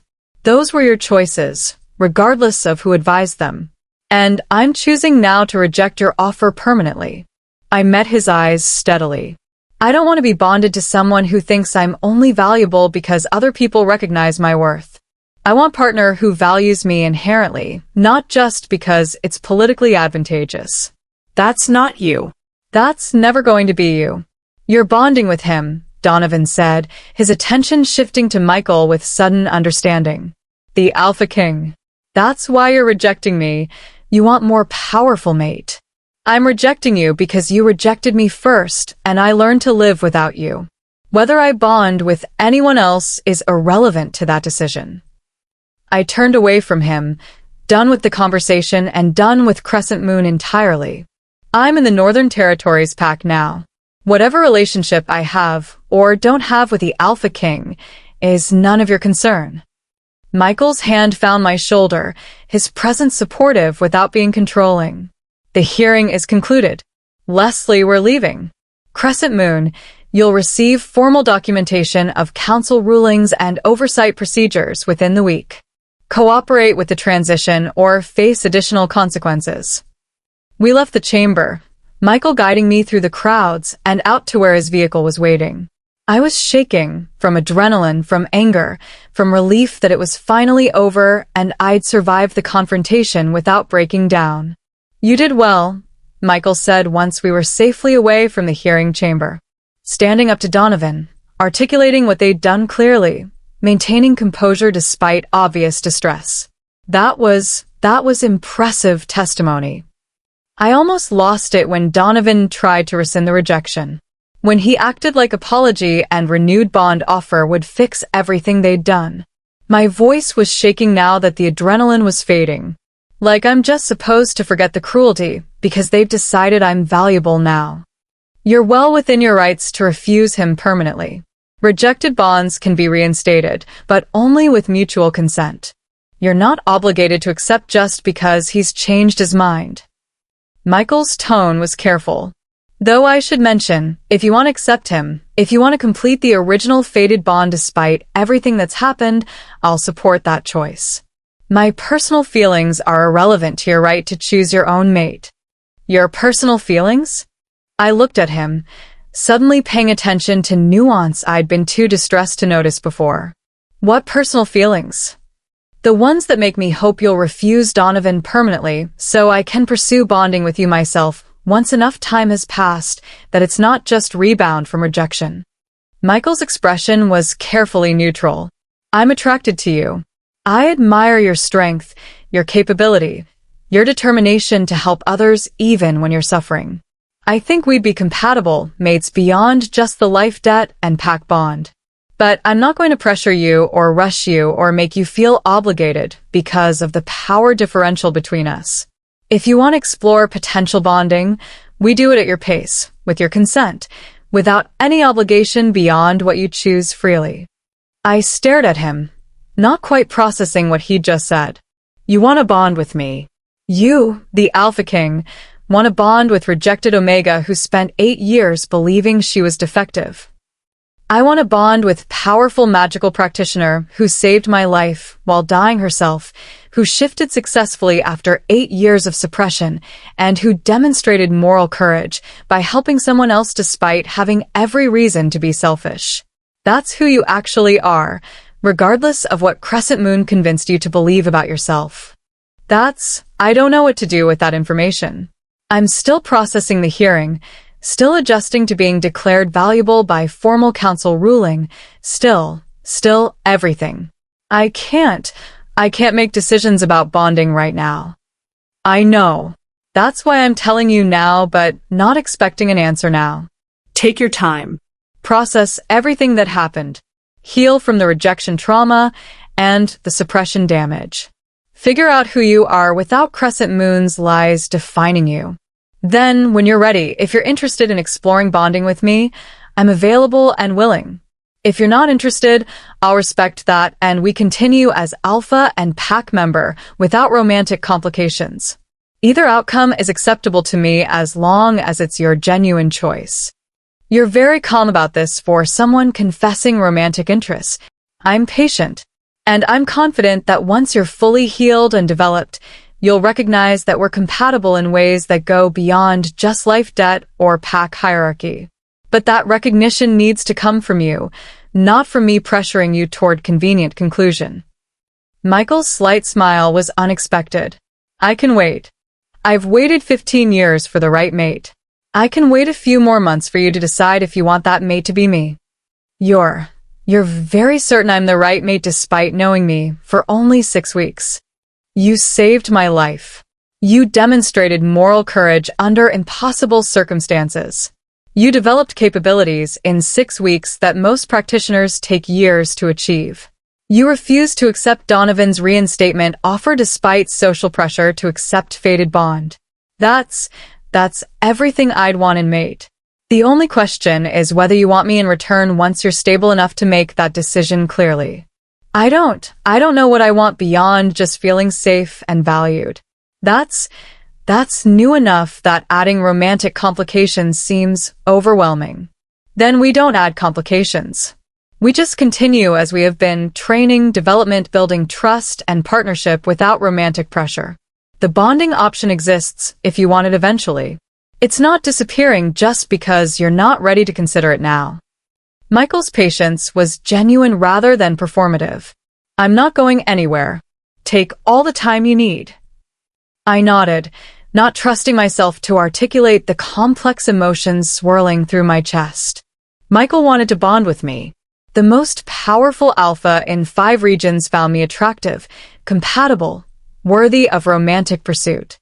That was impossible to process on top of everything else that had happened today. Can we just go home? I said finally. Back to Northern Territories where things make sense, and I'm not being evaluated by councils or propositioned by rejected mates or any of this. We can absolutely go home. Michael's use of home rather than territory was probably significant, but I didn't have energy to analyze it now. You're exhausted. This was an emotionally draining situation even before considering everything else that's happened in the past 6 weeks. Rest. We'll discuss everything else when you're recovered. The drive back to Northern Territories was quiet, comfortable silence rather than awkward one. Michael didn't push for conversation, didn't demand processing of the day's events, just let me sit with my thoughts while we traveled. And my thoughts were chaotic. Vindication about the council ruling. Satisfaction about Donovan seeing what he'd rejected. Relief that Crescent Moon would face consequences. Fear about what those consequences meant for innocent pack members caught in leadership's crimes. Confusion about Michael's confession of interest. Uncertainty about whether I was capable of healthy romantic relationship after everything I'd experienced. It was too much. All of it was too much. But at least I was home, actually home, not just temporarily sheltered, where people valued me and nothing Crescent Moon said could change that. That was something. That was enough for now. The rest, bonding decisions, romantic possibilities, future beyond just recovery, all of that could wait until I was strong enough to consider it properly. Michael had said he was patient. Time to see if that patience extended to letting me figure out who I was before deciding who I wanted to be with. Something told me it would. Something told me he meant every word about waiting, about respecting my choices, about wanting me to be certain rather than just convenient. That was new. And potentially wonderful. If I was brave enough to trust it. 2 months after the council hearing, I was training with Tavin in advanced magical manipulation when it happened, the moment where everything I'd been building suddenly crystallized into full capability that felt effortless rather than forced. Hold that ward structure, Tavin instructed while I maintained a complex protective barrier that would have been impossible for me weeks ago. Now layer in secondary defense, elemental resistance on top of physical barrier. Don't let the first layer collapse while establishing the second. I focused, splitting my magical attention between maintaining the existing ward and constructing new layer. The power flowed smoothly, naturally, like it had always been there waiting for me to access it properly. Excellent. Now add third layer, detection matrix that alerts to hostile intent. 3 simultaneous magical constructs, maintained independently with separate functions. This is master-level work, Leslie. Most practitioners train for years to achieve this kind of control. It doesn't feel difficult anymore, I said, maintaining all 3 layers while talking. Not easy exactly, but natural. Like this is what magic is supposed to feel like when you're not fighting against suppression. Exactly. You've broken through the barrier between conscious effort and intuitive control. That's the turning point where practitioners move from students to masters, when the power responds to intent rather than requiring constant mental manipulation. Tavin let his own magical constructs dissolve. You're ready for independent practice. No more supervised sessions unless you're learning entirely new techniques. You're functionally competent as magical practitioner now. That fast? It's only been 8 weeks since we started formal training. You had years of unconscious development before formal training began. We've been refining control over existing power rather than building power from nothing. That's faster process. Tavin's expression was satisfied. The Alpha King will be pleased. He's been tracking your development closely. He's been tracking my development? He attends every progress report I file. Asks detailed questions about your capability advancement. Make suggestions about training approaches that might accelerate your learning. He's very invested in your success beyond just fulfilling life debt obligation. He told me he's interested in bonding. After the hearing, Said he's waiting for me to be ready to consider it. And are you ready to consider it? Tavin's question was gentle rather than pushy. I don't know. I'm still adjusting to being valued, to having capabilities that matter, to not being constantly afraid of rejection or abandonment.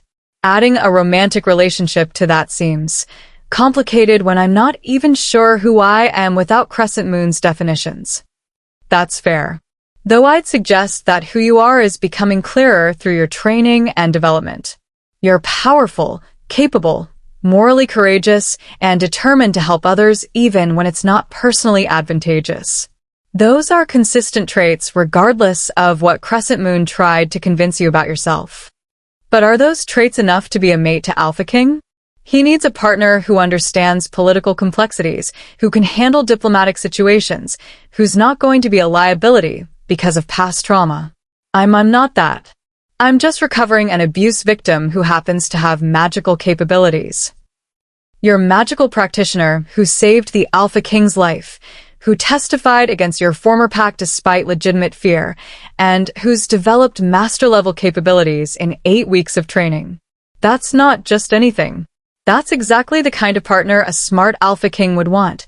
Powerful, brave, morally grounded, and not so politically entangled that she's compromised by existing obligations. Tavin's assessment was matter-of-fact. You're underestimating your own value again. That's understandable given your history, but it's not accurate assessment of your actual worth. Everyone keeps telling me I'm valuable. It still doesn't feel real. Because value is contextual. At Crescent Moon, you were valuable primarily as exploitable resource, which made you feel worthless because that kind of value is dehumanizing. Here, you're valued as a person with capabilities, agency, and right to self-determination. That's a different kind of value, one that should feel affirming rather than exploitative. Give yourself time to adjust to the difference. I was still processing that conversation later that evening when Michael found me in the garden, private space I'd started using for meditation and magical practice when I wanted solitude. Tavin says you've achieved master-level competency, he said, sitting beside me on the stone bench. That's impressive progress. Most practitioners your age are still working on fundamentals. I had good teacher and strong motivation. That helps. I watched magical sparks dance between my fingers, casual display of power that would have been impossible 2 months ago. He also said you've been tracking my progress closely, attending every report, making training suggestions. That's more investment than life debt obligation requires. I'm invested in you beyond just life debt. I thought I'd made that clear when I told you I'm interested in bonding. Michael's tone was gentle. Though if my attention is making you uncomfortable, I can be less obvious about my interest. It's not making me uncomfortable. It's making me confused. I don't understand why someone like you would be interested in someone like me.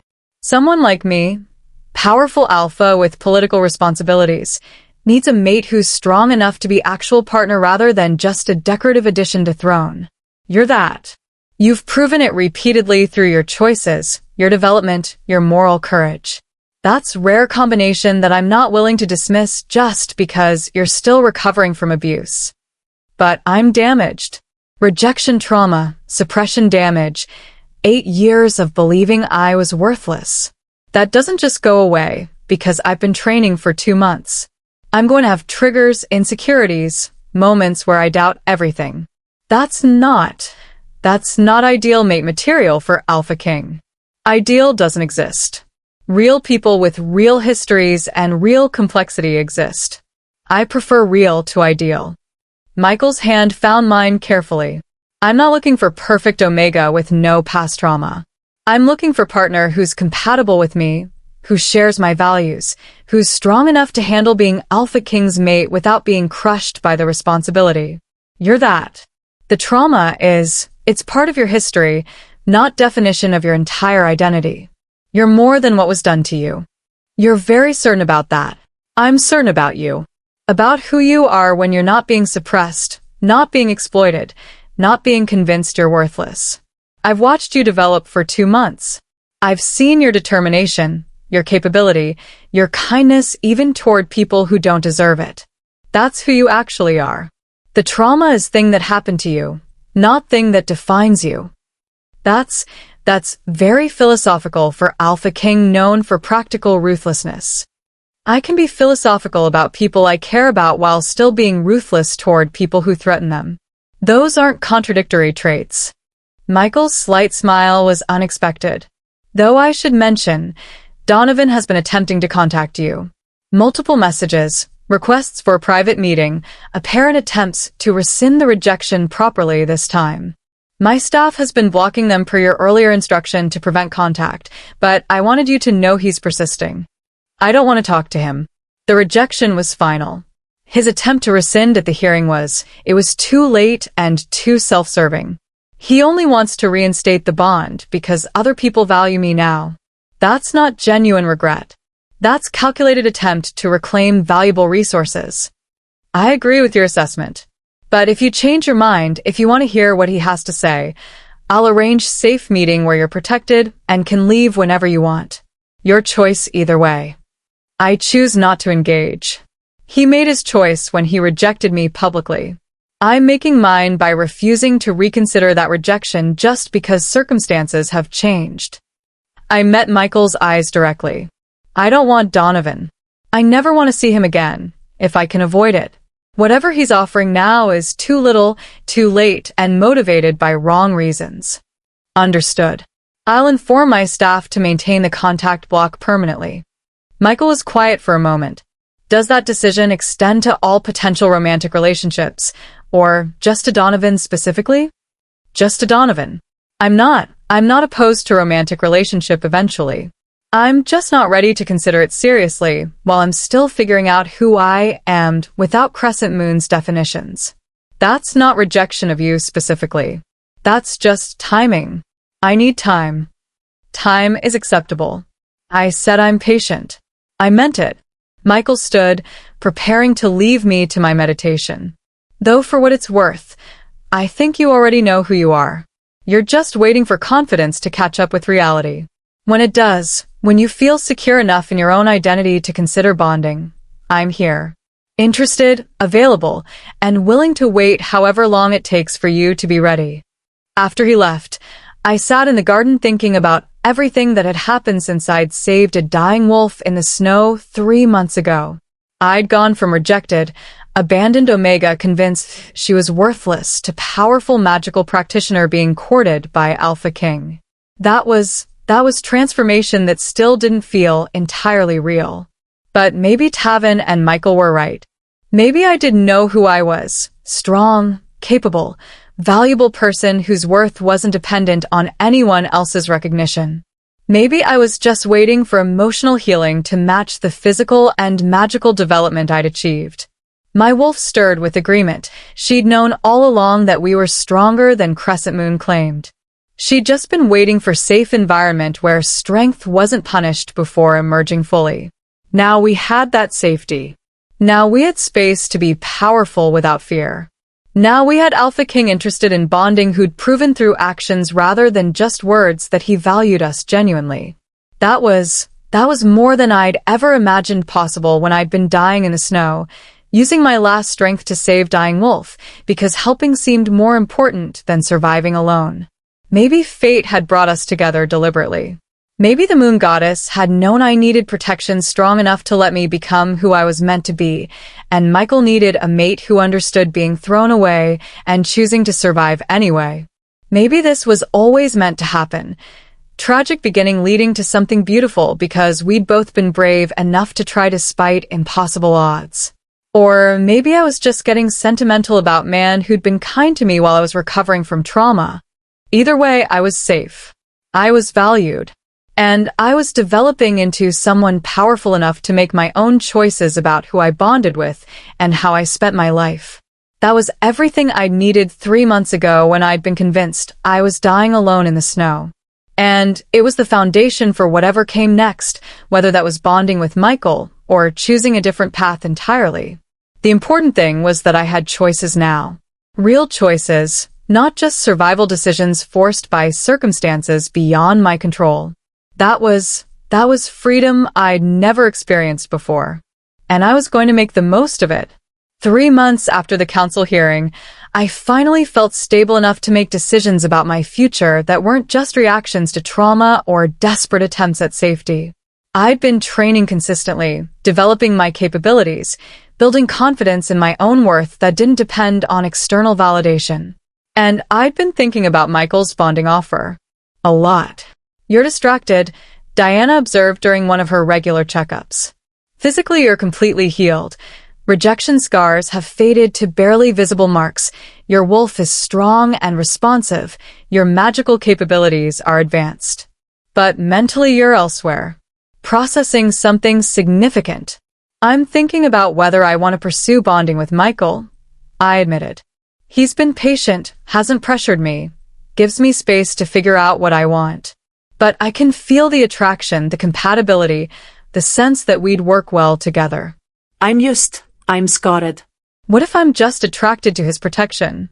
What if I'm confusing gratitude with genuine romantic interest? What if I bond with him and then realize I was just desperate for safety and stability? Those are valid concerns after what you experienced. But they're also fears that might be preventing you from recognizing genuine compatibility because you're too scared to trust your own judgment. Diana's voice was gentle. "Let me ask you something. When you think about bonding with the Alpha King, what scares you more? The possibility that you're making a mistake, or the possibility that you're making right choice and it could still go wrong?" "The second one. Definitely the second one. Making a mistake would hurt, but I'd recover. Making right choice and having it fail anyway would destroy me. Because it would mean even when I make good decisions, even when I choose wisely, I still end up rejected and abandoned." "So, you're not afraid of Michael. You're afraid that even perfect choice can fail, and you're not sure you'd survive another rejection after working so hard to recover from the first one." Diana's assessment was uncomfortably accurate. That's not about whether Michael is right partner. That's about whether you're brave enough to risk being hurt again despite having good reasons to believe this situation is different. Is it different though? Donovan was my fated mate, moon goddess designated bond, and that failed catastrophically. Michael is just a man who's attracted to me. There's no divine designation saying we're meant to be together. What if the attraction fades once he really knows all my damaged parts? First, Donovan rejected you because his pack leadership manipulated him into believing that was the correct choice. That wasn't a failure of fated bond. That was a failure of trust in face of political pressure. Very different situation from choosing a partner freely without external manipulation. Second, Michael has seen your damaged parts extensively during your recovery. He's witnessed panic attacks, healing setbacks, moments of self-doubt. He's not operating under the illusion that you're perfect. He's attracted to you while knowing your actual reality, not despite it. But what if I'm not actually ready? What if I think I'm stable enough to make good decisions, but I'm actually just convincing myself because I want the safety he represents? Then you'll make mistakes and learn from it. That's how all relationships work. You make best choice you can with available information, and if it doesn't work out, you adjust and try again. Waiting for perfect certainty before committing to anything means you'll never commit to anything. Diana's pragmatism was grounding. You're never going to be 100% certain this is right choice. You just need to be certain enough to try and willing to handle consequences if you're wrong. Are you? I think so. Maybe. I don't know. I laughed at my own indecisiveness. That's not exactly confidence, is it? That's normal human uncertainty about significant life decisions. If you were 100% certain, I'd be more concerned. That would suggest you're making emotional decision without rational consideration. Uncertainty means you're actually thinking it through. I'd been thinking it through for weeks. Analyzing my attraction to Michael, assessing whether it was genuine compatibility or just response to his protection, trying to determine if I was ready for a romantic relationship despite the trauma I'd experienced. And every analysis led to the same conclusion. I wanted this. Wanted him. Wanted to try building partnership with someone who'd proven through consistent actions that he valued me genuinely. That was enough to make the attempt worth the risk. I found Michael in his office, working through diplomatic correspondence with the kind of focused intensity that suggested he'd been there for hours. Leslie.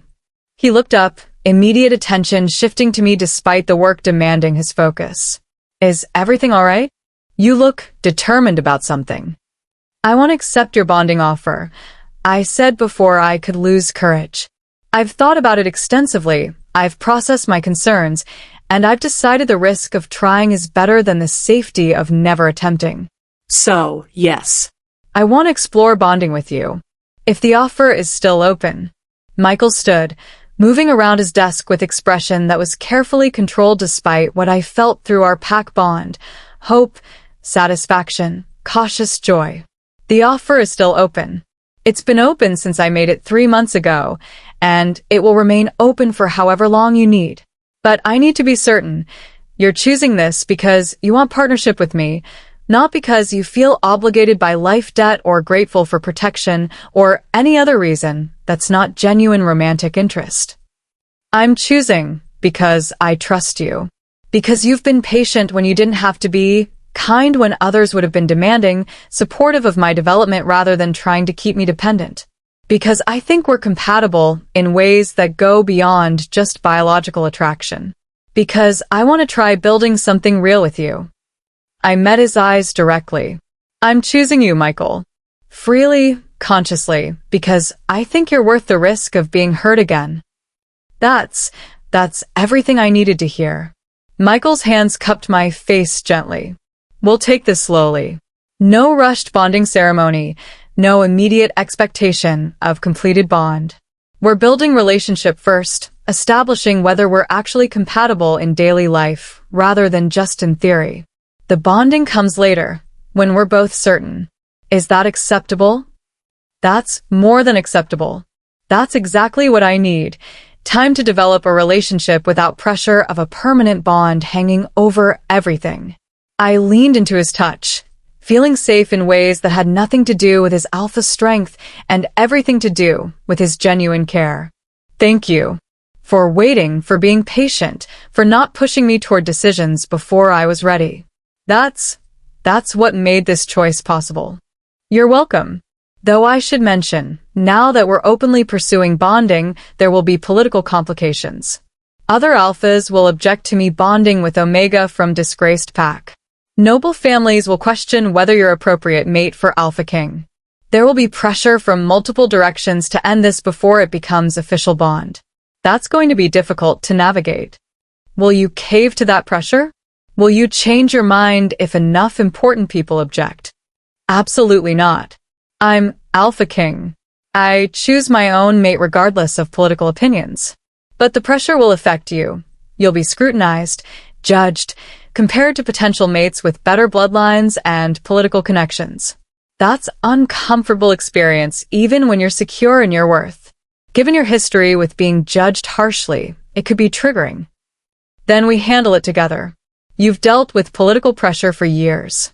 I'm learning to handle judgment about my capabilities. We combine those skills and support each other through whatever comes. My certainty surprised me. Apparently, I was braver about facing political complications than about admitting romantic interest. We can do this. If we want it badly enough. I want badly enough. Michael's kiss was gentle, careful, nothing like the demanding claim an Alpha King could have imposed. You're worth whatever political complications arise. Don't doubt that. The relationship developed over the next months exactly as Michael had promised, slowly, carefully, building a foundation of genuine compatibility rather than just rushing toward completed bond. We spent time together daily, learning each other's habits and preferences, discovering we were actually compatible beyond just abstract attraction. Michael was ruthless in political matters, but unexpectedly gentle in personal ones. He valued intelligence and capability over traditional Omega softness. He appreciated my blunt honesty rather than expecting diplomatic language in private conversations. And he never made me feel lesser despite the significant power differential between Alpha King and recovering abuse survivor. "You're different than I expected," I told him one evening while we were watching sunset from Palace Gardens. "Everyone describes you as cold, ruthless, dangerous. But you're kind. At least to me. I'm ruthless toward threats and political opponents. I'm kind toward people I care about. Those aren't contradictory traits. They're situational responses to different circumstances." Michael pulled me closer against his side. "You get kindness because you've earned it through your own kindness. You saved my life when you had every reason to save yourself. That deserves gentleness, not ruthlessness." Most alphas wouldn't differentiate. Most are ruthless universally or gentle universally. You're selective. That's what makes me an effective Alpha King. Knowing when ruthlessness is necessary and when gentleness achieves better results. You needed gentleness and support, not demands and pressure. So that's what you received. His kiss landed on my temple softly. "Though I should warn you, if anyone threatens you, they'll discover the ruthless side very quickly. I'm gentle with you. I'm not gentle with your enemies. I don't have enemies anymore. Crescent Moon is under oversight. Donovan has stopped attempting contact, and no one else has reason to target me. You're openly pursuing bonding with Alpha King. That creates enemies among people who wanted that position for themselves or their family members. Noble families with Omega daughters are going to view you as threat to their political aspirations. That could manifest as social attacks, reputation damage, attempts to prove you're unworthy of the position. We need to be prepared for that. I can handle social attacks. I spent 8 years being told I was worthless. Me nobles aren't going to say anything I haven't already heard. You're very brave about potential attacks. I'm practical about inevitable consequences. You're right that nobles will object to me as an inappropriate mate. Better to accept that now and prepare defense rather than being surprised when it happens." I smiled slightly. "Besides, I have advantages they don't anticipate. I'm not a traditional Omega who needs protecting from harsh words. I'm magical practitioner who can defend myself both socially and magically. Let them come. I'm ready. That's my fierce partner." Michael's pride was obvious through our connection. "Though I appreciate that you're prepared for attacks, I'm still going to destroy anyone who makes them. Social defense is acceptable. But I'm not tolerating sustained harassment of my future mate just to prove you can handle it independently. That's where protective ruthlessness becomes relevant. You're very protective for someone who just said I'm fierce enough to defend myself. I'm protective because you're fierce enough to defend yourself rather than hiding behind me. That's the kind of partner worth protecting, one who fights alongside me rather than cowering behind me." Michael's certainty was grounding. "We're a team. That means we handle threats together, support each other's strengths, and cover each other's weaknesses. That's what makes strong partnership, complementary capabilities rather than identical ones." He was right. We were team, him with political power and strategic ruthlessness, me with magical capabilities and moral courage. Together we could handle whatever political or social complications arose from our bonding. Separately, we were formidable. Together we were unstoppable. That was worth the risk of potential rejection or abandonment. Worth trying despite my fears. Worth believing in despite trauma that made trust difficult. I'd made the right choice accepting his bonding offer. Now I just had to be brave enough to follow through when political complications inevitably arose. Something told me I would be. Because this partnership, this relationship, this potential future was worth fighting for in ways Donovan's fated bond had never been. The moon goddess had designated Donovan as my fated mate. But fate didn't account for political manipulation, deliberate suppression, and systematic abuse that made healthy bonding impossible. Michael wasn't fated mate designation. He was a conscious choice, partner I'd selected freely after recovering enough to make an informed decision about who I wanted to be with. That was better than fate. That was agency, autonomy, self-determination that no one could take from me. And I was going to make it work. Whatever came next, we'd face it together. As partners, equals, teams strong enough to handle anything political opposition could throw at us. Bring on the noble families with their objections. I was ready. The political resistance to our bonding began exactly 2 weeks after we'd announced our intention to pursue it formally. Lady Georgina, matriarch of powerful noble family with Omega daughter of appropriate age and breeding, requested formal audience with Michael to discuss concerns about the Alpha King's mate selection. She's going to argue you're an inappropriate choice, Michael warned me before the meeting. Too much trauma, insufficient bloodline, damaged by Crescent Moon's treatment. She'll claim bonding with you damages Northern Territory's reputation and weakens political alliances that depend on your mate being from established family. Are those valid concerns? Politically? They're concerns nobles raise when they want a different outcome than what's being chosen. Whether they're valid is entirely perspective dependent.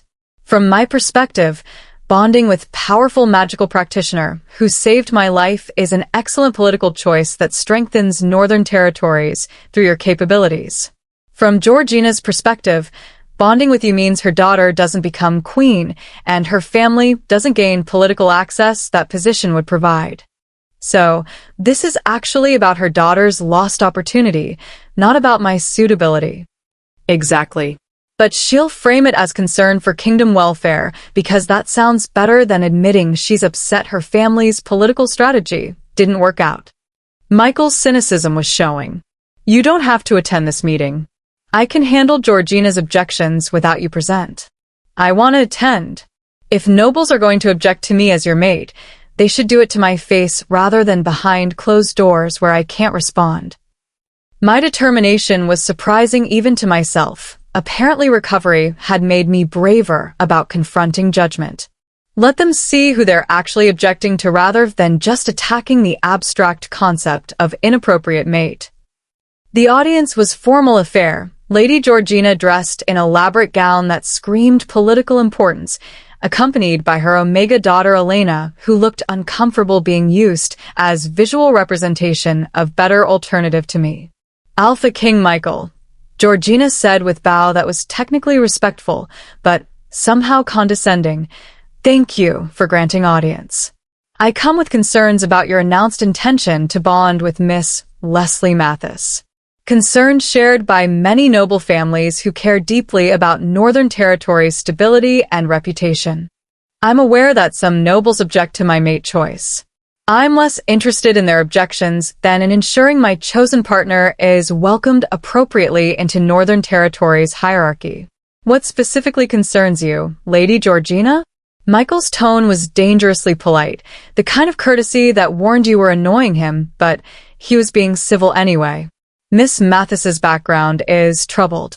She was rejected by her fated mate, abandoned by her pack, and spent years being treated as defective Omega with no useful capabilities. That's not the kind of history that inspires confidence in her ability to handle the responsibilities of being Alpha King's mate. Leslie was systematically abused by her former pack for the purpose of exploitation. That's evidence of their moral failure, not hers. Her survival despite their treatment demonstrates significant strength. That's exactly what I need in mate. Michael's defense was immediate.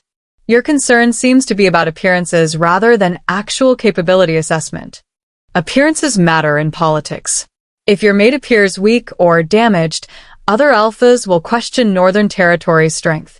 If she lacks proper bloodline and political connections, we lose alliance opportunities that depend on strategic bonding.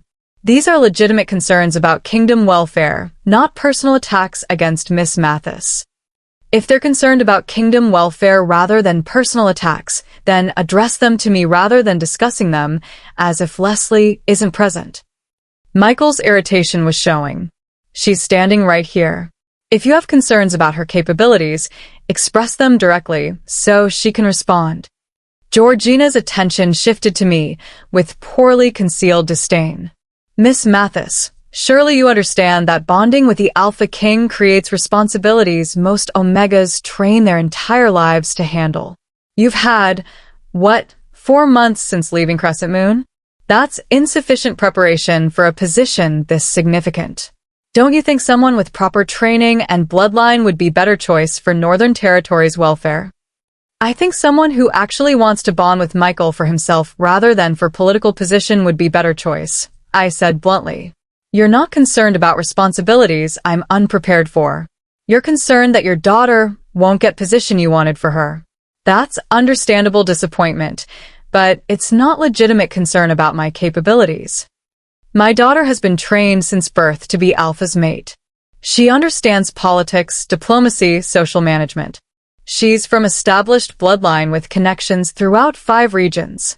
She's everything proper Alpha King's mate should be. Georgina's composure was cracking slightly. You're traumatized Omega with no political training who spent years being told she was worthless.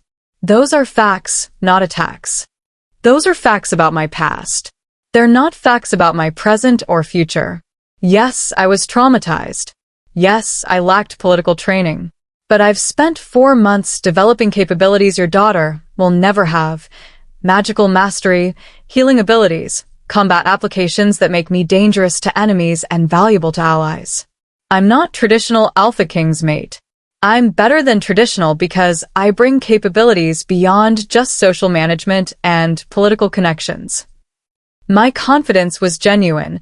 Apparently confronting noble families was less intimidating than confronting Crescent Moon had been. Your daughter might be trained in politics. I'm trained in power. Which do you think Alpha King values more?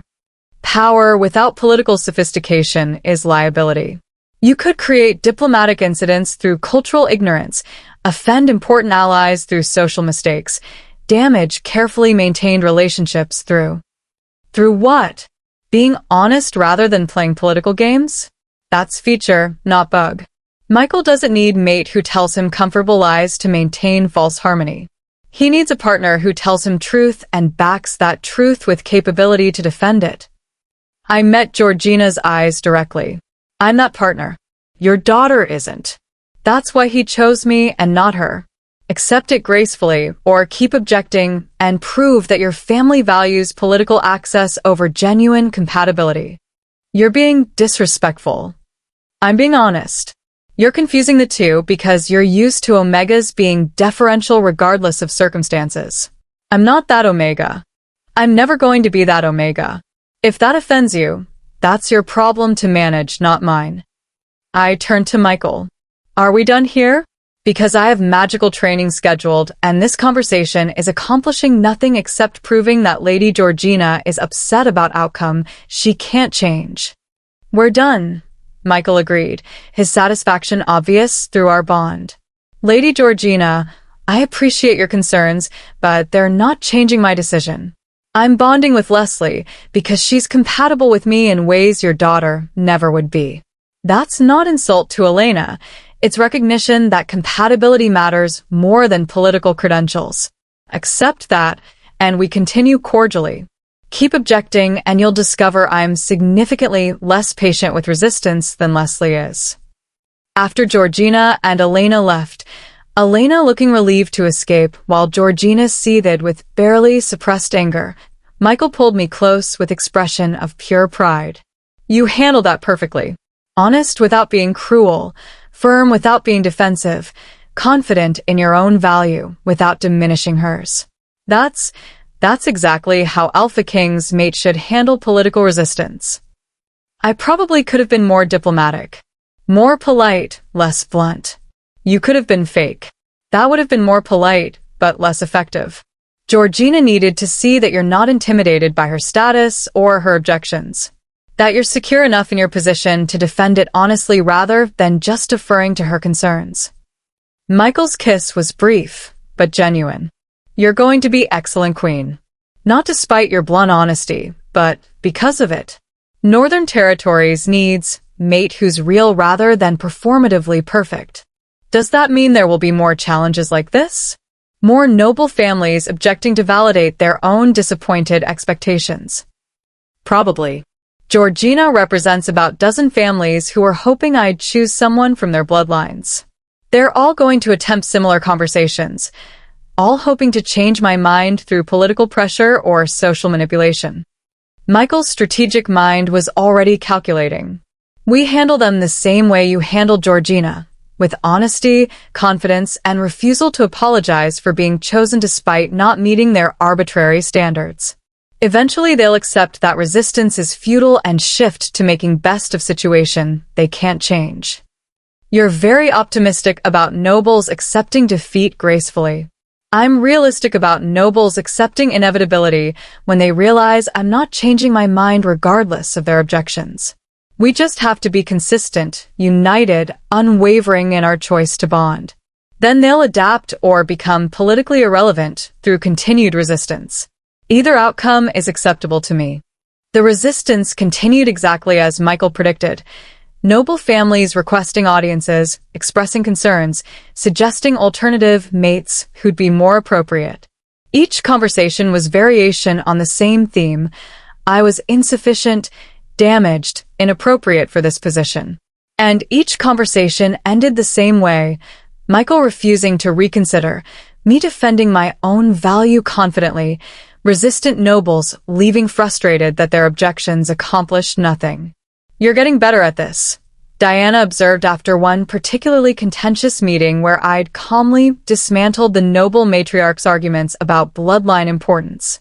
More confident, less defensive, secure in your values regardless of what they say. That's significant emotional growth. I spent 8 years being told I was worthless by people who were supposed to care about me. Spending 4 months being told I'm inappropriate by people who don't even know me it's annoying, but not devastating. I know who I am now. Their opinions don't change that. That's exactly the attitude Alpha King's mate needs. Secure enough in yourself to handle criticism without internalizing it, confident enough to defend yourself without becoming aggressive, mature enough to recognize political resistance for what it is rather than taking it personally. Diana's approval was obvious. You're ready for this position. Not despite your history, but because of what you learned from it. You're stronger for having survived Crescent Moon. That strength serves you well in political navigation. I don't feel strong. I feel like I'm barely holding it together while pretending to be confident. That's called imposter syndrome. Common experience for people who've achieved significant success despite humble origins or traumatic backgrounds. The feeling doesn't reflect reality. It reflects your outdated self-perception clashing with your actual current capabilities. You're objectively competent. Your subjective feeling of inadequacy is lag between perception and reality. Give yourself time to catch up emotionally to what you've achieved practically. The emotional catch-up happened gradually, moments where I realized I'd handled difficult situation competently, instances where Michael's pride in me felt deserved rather than just generous, recognition that maybe I actually was appropriate mate for Alpha King despite noble family's objections. And through it all, Michael was constant, supporting me publicly, defending me privately, never wavering in his choice despite political pressure that would have made weaker alphas reconsider. Thank you, I said one evening after a particularly brutal day of back-to-back meetings with resistant nobles, for not giving up on me when it would be easier to choose someone more politically convenient. Convenient isn't what I'm looking for. Compatibility is what I'm looking for. You're that. Political convenience is nice bonus, not primary requirement. Michael pulled me close, his presence grounding. We're in this together. Facing resistance together. Handling objections together. Building partnership together despite obstacles. That's what makes relationships lasting, weathering difficulties as team rather than crumbling at first sign of opposition. You're very romantic for ruthless Alpha King. I'm romantic toward my mate and ruthless toward everyone else. That's appropriate allocation of emotional resources. His kiss proved the romantic claim. Now, let's stop thinking about resistant nobles and start thinking about when we want to formalize this bond. Political resistance isn't going to stop completely, but it will diminish once bonding is official and they accept there's no changing the outcome. How do you feel about scheduling bonding ceremony? terrified and excited simultaneously. Is that normal? That's extremely normal for someone making permanent commitment after experiencing traumatic rejection previously. The fear is natural response to past pain. The excitement is natural response to current happiness. Both are valid. Both are appropriate. You're ready when the excitement outweighs the fear enough to move forward despite lingering anxiety. Then I'm ready. Let's formalize this before I lose courage or before noble families find more creative objections. My decision was certain despite the fear. I want to bond with you officially. Permanently. Publicly enough that no one can claim it's temporary arrangement or political convenience. I want to be your mate and your queen. If you still want me. I still want you. I've wanted you since you saved my life while dying yourself. That one has only grown stronger through getting to know you, through watching you develop, through witnessing your strength despite everything you've survived. You're exactly who I want as mate. That's not going to change. Michael's certainty was grounding. We'll schedule a bonding ceremony for 6 weeks from now. That gives us time to prepare properly, invite appropriate guests, handle political protocols without rushing. Is that acceptable? That's perfect. Time enough to prepare without so much time I panic about the decision. I leaned into his embrace, feeling safe despite the lingering anxiety about permanent commitment. I'm choosing this. Choosing you. Freely, consciously, because I believe we're right together. Thank you for making that choice possible through your patience and support. Thank you for being brave enough to try despite valid reasons to be scared. That's everything I needed from potential mate. Someone strong enough to risk being hurt again because the potential happiness is worth the potential pain. 6 weeks. In 6 weeks I'd be bonded permanently to Alpha King, officially Queen of Northern Territories, irrevocably committed to partnership I'd chosen despite trauma that made trust difficult. That was terrifying and wonderful simultaneously. But mostly wonderful. Because this was my choice. My decision. My future built on my own agency rather than just accepting whatever fate or circumstances provided. I'd spent 8 years being told I was worthless. Now I was proving I was valuable enough to be Alpha King's chosen mate. That was transformation worth celebrating despite the remaining anxiety about permanent commitment. I was ready. Actually, genuinely ready to bond permanently with someone I'd chosen freely.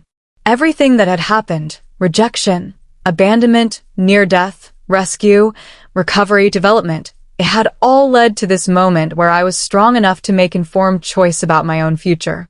That was worth the trauma, worth the pain, worth everything I'd survived. Because now I had this genuine partnership with someone who valued me completely. And I was never letting it go. The bonding ceremony was scheduled for the spring equinox, symbolically appropriate timing for new beginning, practically convenient for avoiding winter weather that might interfere with guests' travel. The preparation involved significantly more politics than I'd anticipated, guest lists requiring diplomatic consideration, ceremony protocols demanding respect for various cultural traditions, security measures accounting for gathering of multiple powerful alphas in single location. You're overthinking this, Michael said while I reviewed seating arrangements for the reception. The ceremony is about us bonding permanently. Everything else is just theatrical performance for a political audience. Don't lose the actual significance in the logistics. The logistics are how we avoid diplomatic incidents that could damage Northern Territories' relationships with allied pacts. That seems significant.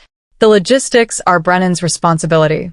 Your responsibility is showing up, completing the bond, and looking happy about it so everyone witnesses that this is genuine choice rather than political arrangement. Michael pulled the seating charts away from me gently. Stop stressing about details. Trust that my staff knows how to handle ceremony planning. Focus on the actual bonding instead of on whether Lord Garrett is seated appropriately relative to his regional status. You're right. I'm nervous. This is a permanent commitment with hundreds of witnesses. What if I panic during the ceremony? What if my wolf refuses the bond at the critical moment? What if? What if you're borrowing trouble that doesn't exist because anxiety is telling you something terrible will happen? Your wolf isn't going to refuse the bond. She's been pushing for this since I started courting you. You're not going to panic during the ceremony. You've faced significantly more stressful situations without breaking down. And even if something does go wrong, we handle it together rather than just crumbling. That's what partnership means, facing unpredictable outcomes as team. You're very calm about unpredictable outcomes. I'm very certain about us. The outcomes might be unpredictable, but the foundation is solid. That's enough to build on regardless of what complications arise. Michael's certainty was grounding as always. Now, let's go over the ceremony elements one more time so you know what to expect when the actual day arrives. The ceremony followed traditional bonding protocols, public declaration of intent, formal vows exchanged before witnesses, magical sealing of mate bond through Alpha King's authority, and my willing acceptance. It was intimidating in scope but simple in actual practice. We'd stand before assembled guests, declare our choice to bond permanently, exchange vows we'd written together, and allow the mate bond to complete fully through mutual acceptance witnessed by the pack. The vows are the scary part, I admitted. Public declaration of feelings in front of hundreds of people. That's vulnerable in ways I'm not comfortable with. Then make the vows about commitment rather than just feelings. Promise partnership, loyalty, honest communication, all the practical elements that make bonding work long-term. The feelings are implied through the choice to bond. You don't have to articulate them poetically if that makes you uncomfortable. Michael's practicality was helpful. Say what's true for you. That's more meaningful than saying what sounds romantic, but doesn't reflect reality. The vows I wrote were exactly that. Honest promises about partnership rather than flowery declarations of love. I'd promised to be honest even when honesty was uncomfortable, to support Michael's leadership while maintaining my own autonomy, to handle responsibilities of being queen with the same determination I'd shown in recovery. They were practical vows, the kind that might disappoint romantic nobles, but that accurately reflected who we were as partners. These are perfect, Michael said after reading what I'd written.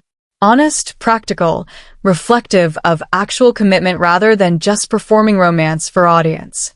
This is us. That's what matters. The day of the ceremony arrived faster than I'd anticipated.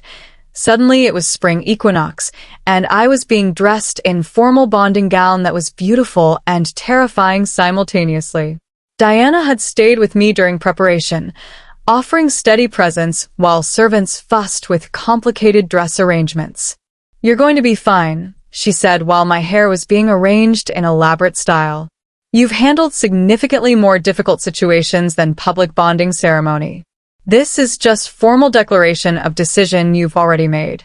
Nothing changes except the official status. Everything changes. I'm becoming queen permanently. That's different than just being Alpha King's partner or chosen mate. Once the bond completes, I can't change my mind without permanent damage to both of us. That's enormous commitment that you've chosen deliberately after months of consideration and relationship development. You're not rushing into this blindly. You're making informed decision based on genuine compatibility and mutual desire for partnership. That's exactly how bonding should happen, choice rather than just accepting biological imperative." Diana's confidence helped. "You're ready. Stop doubting yourself." The ceremony chamber was packed. Hundreds of wolves assembled to witness Alpha King's bonding, noble families occupying prominent seating despite their earlier objections, allied alphas attending as diplomatic courtesy. I stood in the preparation room, hearing the assembled crowd through the doors, and tried not to panic about the magnitude of what I was about to do. Then Michael arrived, dressed in formal Alpha King regalia that made him look powerful and slightly intimidating, and my anxiety settled slightly. This was him, the person I'd chosen, the partner I'd decided to bond with permanently. That was more important than the hundreds of witnesses or the political significance or any of the other complications. "Ready?" he asked, offering his arm. Terrified but ready. "That counts, right?" That definitely counts. Terror means you're taking this seriously. Ready means you're doing it anyway. That's exactly the combination needed for successful bonding. His slight smile was steadying. Let's go declare permanent commitment to each other in front of entirely too many political witnesses. You make it sound so romantic. I make it sound accurate. Romance is what we have privately. This is political theater that happens to involve genuine feelings. Don't confuse the two. The ceremony itself was exactly as Michael had described, formal, public, more about performance for political audience than about intimate connection between us. We stood before the assembled guests, declared our intent to bond permanently, and exchanged the vows we'd written. I promise honesty even when it's uncomfortable, I said, my voice steadier than expected. I promise support without surrendering autonomy. I promise partnership built on genuine compatibility rather than just accepting biological imperative or political convenience.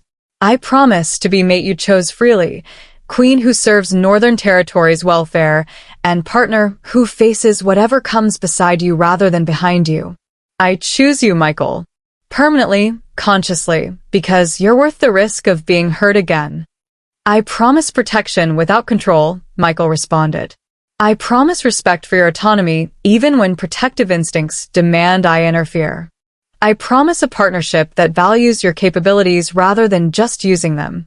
I promise to be mate you can trust, alpha who deserves your loyalty, and a partner who handles unpredictable outcomes with you rather than just for you. I choose you, Leslie. Permanently, consciously, because you're exactly the mate I've been waiting for even when I didn't know what I needed.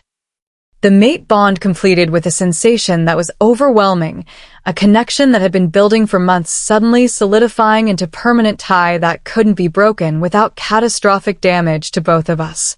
I felt Michael's presence in my mind, his emotions accessible in ways they hadn't been before, his alpha strength now partially mine through the completed bond. And I felt safe. Permanently, irrevocably safe in ways I'd never experienced before. Because this wasn't just protection from powerful alpha.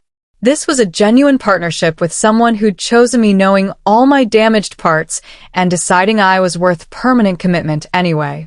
Completed, Michael said quietly, his satisfaction obvious both verbally and through the bond. You're mine now. Permanently. Officially. Irrevocably. That's everything I needed. You're mine too. That's more significant than being queen or being Luna or any of the political stuff. You're mine and I'm yours and nothing changes that without destroying us both. My certainty surprised me. Apparently completing the bond had eliminated the lingering anxiety about permanent commitment. I made the right choice. This is exactly what I needed. The reception following the ceremony was a political celebration more than a personal one. Nobles congratulating us while reassessing their political positions now that bonding was official and irreversible, allied alphas discussing diplomatic implications, guests performing appropriate social rituals. Michael and I endured it with practiced grace, presenting a unified front that demonstrated genuine partnership rather than just political arrangement. You're handling this well, Lady Georgina said during one required social interaction, her earlier resistance apparently overcome by reality of completed bond. Better than I anticipated given your lack of training. Perhaps my concerns were premature. Your concerns were about outcomes you preferred rather than about my actual capabilities. Now that outcome is decided and irreversible, you're adjusting to reality. That's practical politics, not genuine acknowledgement of error. My bluntness made Michael smile through the bond even while he maintained appropriate diplomatic expression. But I appreciate the gracious acceptance of a situation you can't change. That's more mature than continued resistance would be. After hours of political performance, Michael and I finally escaped to private chambers, where we could actually process the bonding without audience pressure. We did it, I said, collapsing onto a comfortable couch. Permanent bonding in front of hundreds of witnesses. That's done now. Irrevocable. Are you regretting it? Having second thoughts now that it's permanent? Michael's question was genuine rather than anxious. No. No regrets. Just processing the magnitude of what we did. 5 months ago, I was dying in the snow after being rejected and abandoned. Now I'm permanently bonded to Alpha King, Queen of Northern Territories, officially valuable despite 8 years of being told I was worthless. That's a transformation that still doesn't feel entirely real. It's real. The bond proves it's real. You're mine and I'm yours, and we built this deliberately despite obstacles that could have prevented it. That's a legacy worth celebrating. Michael pulled me close, the bond humming with contentment. You're remarkable, Leslie. Never doubt that. You survived impossible circumstances, developed capabilities that most practitioners train decades to achieve, and chose to bond with me despite valid reasons to avoid permanent commitment. That's everything a proper mate should be. You're remarkable too. For waiting when you could have been pressured, for defending me when it would have been easier to choose someone less controversial, for treating me like a valuable partner rather than just an exploitable resource. That's why this worked. Because you made it safe to try despite my fears. We sat in comfortable silence, processing the day and the permanent commitment we'd made, both satisfied with the outcome despite lingering awareness that challenges would continue. Being Alpha King's mate meant ongoing political complications, social judgment, responsibilities I was still learning to handle. But we'd face all of that together, as partners, as mates, as team that had proven capable of handling whatever obstacles arose. Thank you, I said finally, for finding me in the snow, for saving me when I'd saved you, for giving me time to heal before expecting decisions about bonding, for everything. I know you did it because of life debt initially, but it became more than that. Thank you for letting it become more. Thank you for being brave enough to save Dying Wolf when you were dying yourself. None of this happens if you'd chosen self-preservation over helping someone else. Your moral courage created this outcome. I just made sure that courage was rewarded appropriately rather than being wasted. Michael kissed me gently. Now, let's stop analyzing everything and just enjoy being bonded without complications for one night. Tomorrow we can return to handling political responsibilities and queen duties. Tonight is just for us. Just for us, I agreed. That sounds perfect. 5 years later. The anniversary celebration of our bonding was a smaller affair than the original ceremony, an intimate gathering of close allies and trusted friends rather than a political spectacle requiring hundreds of witnesses. I stood in the gardens watching sunset while Michael handled final arrangements, processing how completely my life had transformed in 5 years. I was confident now, genuinely, deeply confident in my own worth regardless of what others said. The lingering damage from Crescent Moon had healed through consistent support and genuine partnership that valued me properly. I handled queen duties competently, managed political complications without panicking, wielded magical capabilities that made me genuinely dangerous to Northern Territories' enemies. And I was happy. Actually, genuinely happy in ways I'd never imagined possible when I'd been dying in the snow. You're thinking loudly, Michael observed, joining me in the garden. Processing the 5-year milestone? Processing how impossible this would have seemed 5 years ago. How I've gone from rejected Omega dying in the snow to confident queen who's actually competent at responsibilities I was supposedly unqualified for. That's a journey worth celebrating. You were always qualified. You just needed an environment that allowed qualification to manifest instead of being suppressed. I provided an environment. You provided capability. We combined those elements and created something lasting. Michael's hand found mine, the mate bond humming with contentment. I love you. I know we've said it before, but I want to say it again on our anniversary. I love you, Leslie. Not because of life debt or political necessity. Because you're exactly the partner I needed and didn't know how to find until you literally fell into my life through desperate circumstances. I love you too. Despite my initial resistance and lingering fear that you'd eventually decide I wasn't worth permanent commitment. You proved I was wrong about that. Repeatedly. Consistently. For 5 years. That's more than I ever expected from anyone. I leaned against him, grateful beyond words for this partnership. Thank you. For everything.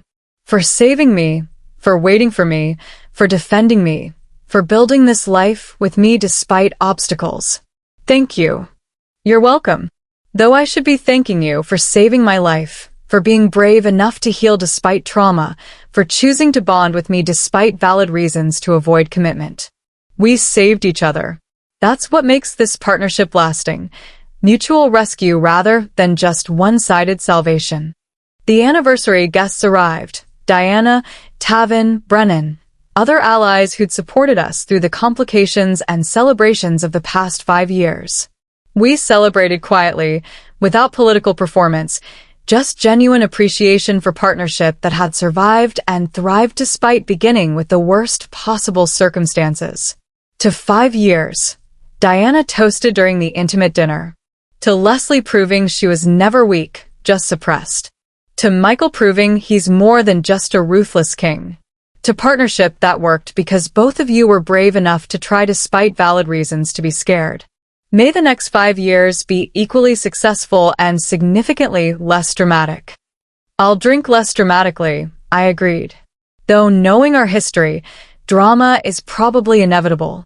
We handle it better now. Together. Together, Michael confirmed. That's what makes everything manageable.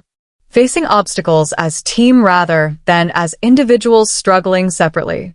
We're better together than we ever were alone. That's what 5 years has proven conclusively. He was right.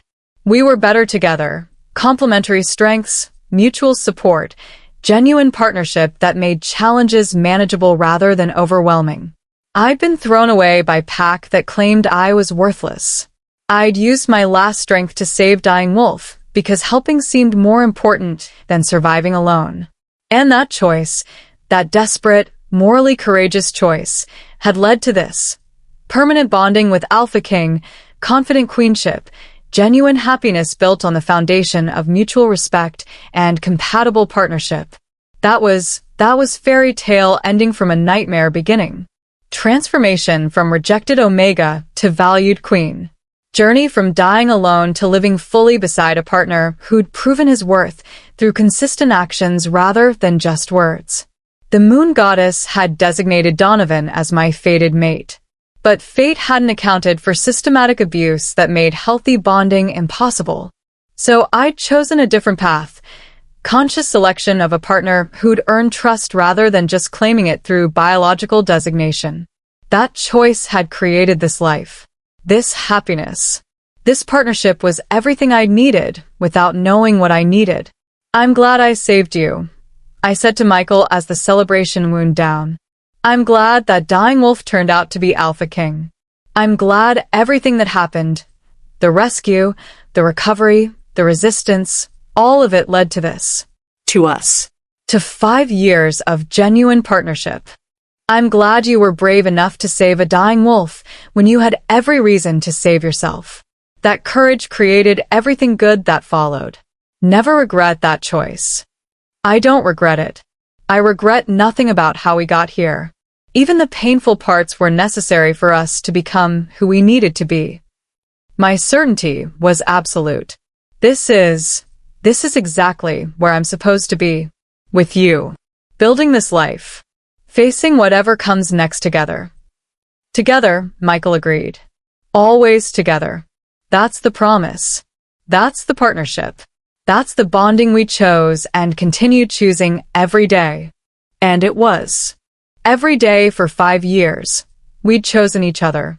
Through complications and celebrations, through resistance and support, through challenges that could have broken weaker partnerships. We'd chosen each other. Built something lasting from an impossible beginning. Proved that thrown away Omega and dying Alpha King could create partnership worthy of celebrating. That was a legacy worth preserving. Worth honoring. worth continuing for however many years the moon goddess granted us. From dying alone in the snow to living fully beside a partner who valued her, that was Leslie's journey.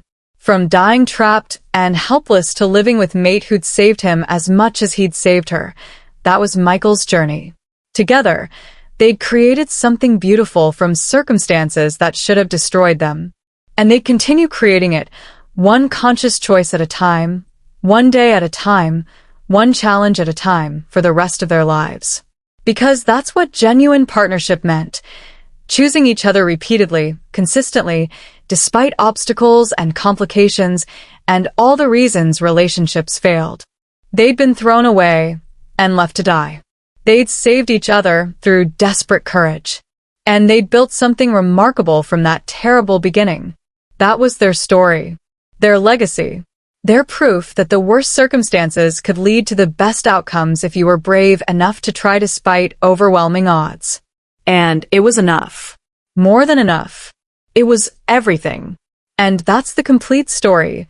Leslie was rejected, abandoned to die in the snow, but she used her last strength to save a dying wolf who turned out to be the Alpha King.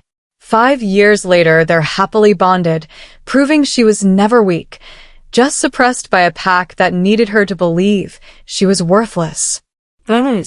Leslie saving Michael while dying herself. The council hearing where Crescent Moon got destroyed. Leslie standing up to Lady Georgina's political resistance. The bonding ceremony vows focusing on partnership over romance. 5 years later showing genuine, lasting happiness. Smash that like button if you loved this rejected Omega's transformation into confident queen. Subscribe for more stories about finding love through impossible circumstances and proving everyone wrong about your worth. Thanks for following Leslie and Michael's journey, from dying in the snow to celebrating 5 years of genuine partnership. Remember, sometimes the best love stories start with desperate acts of courage that nobody expected.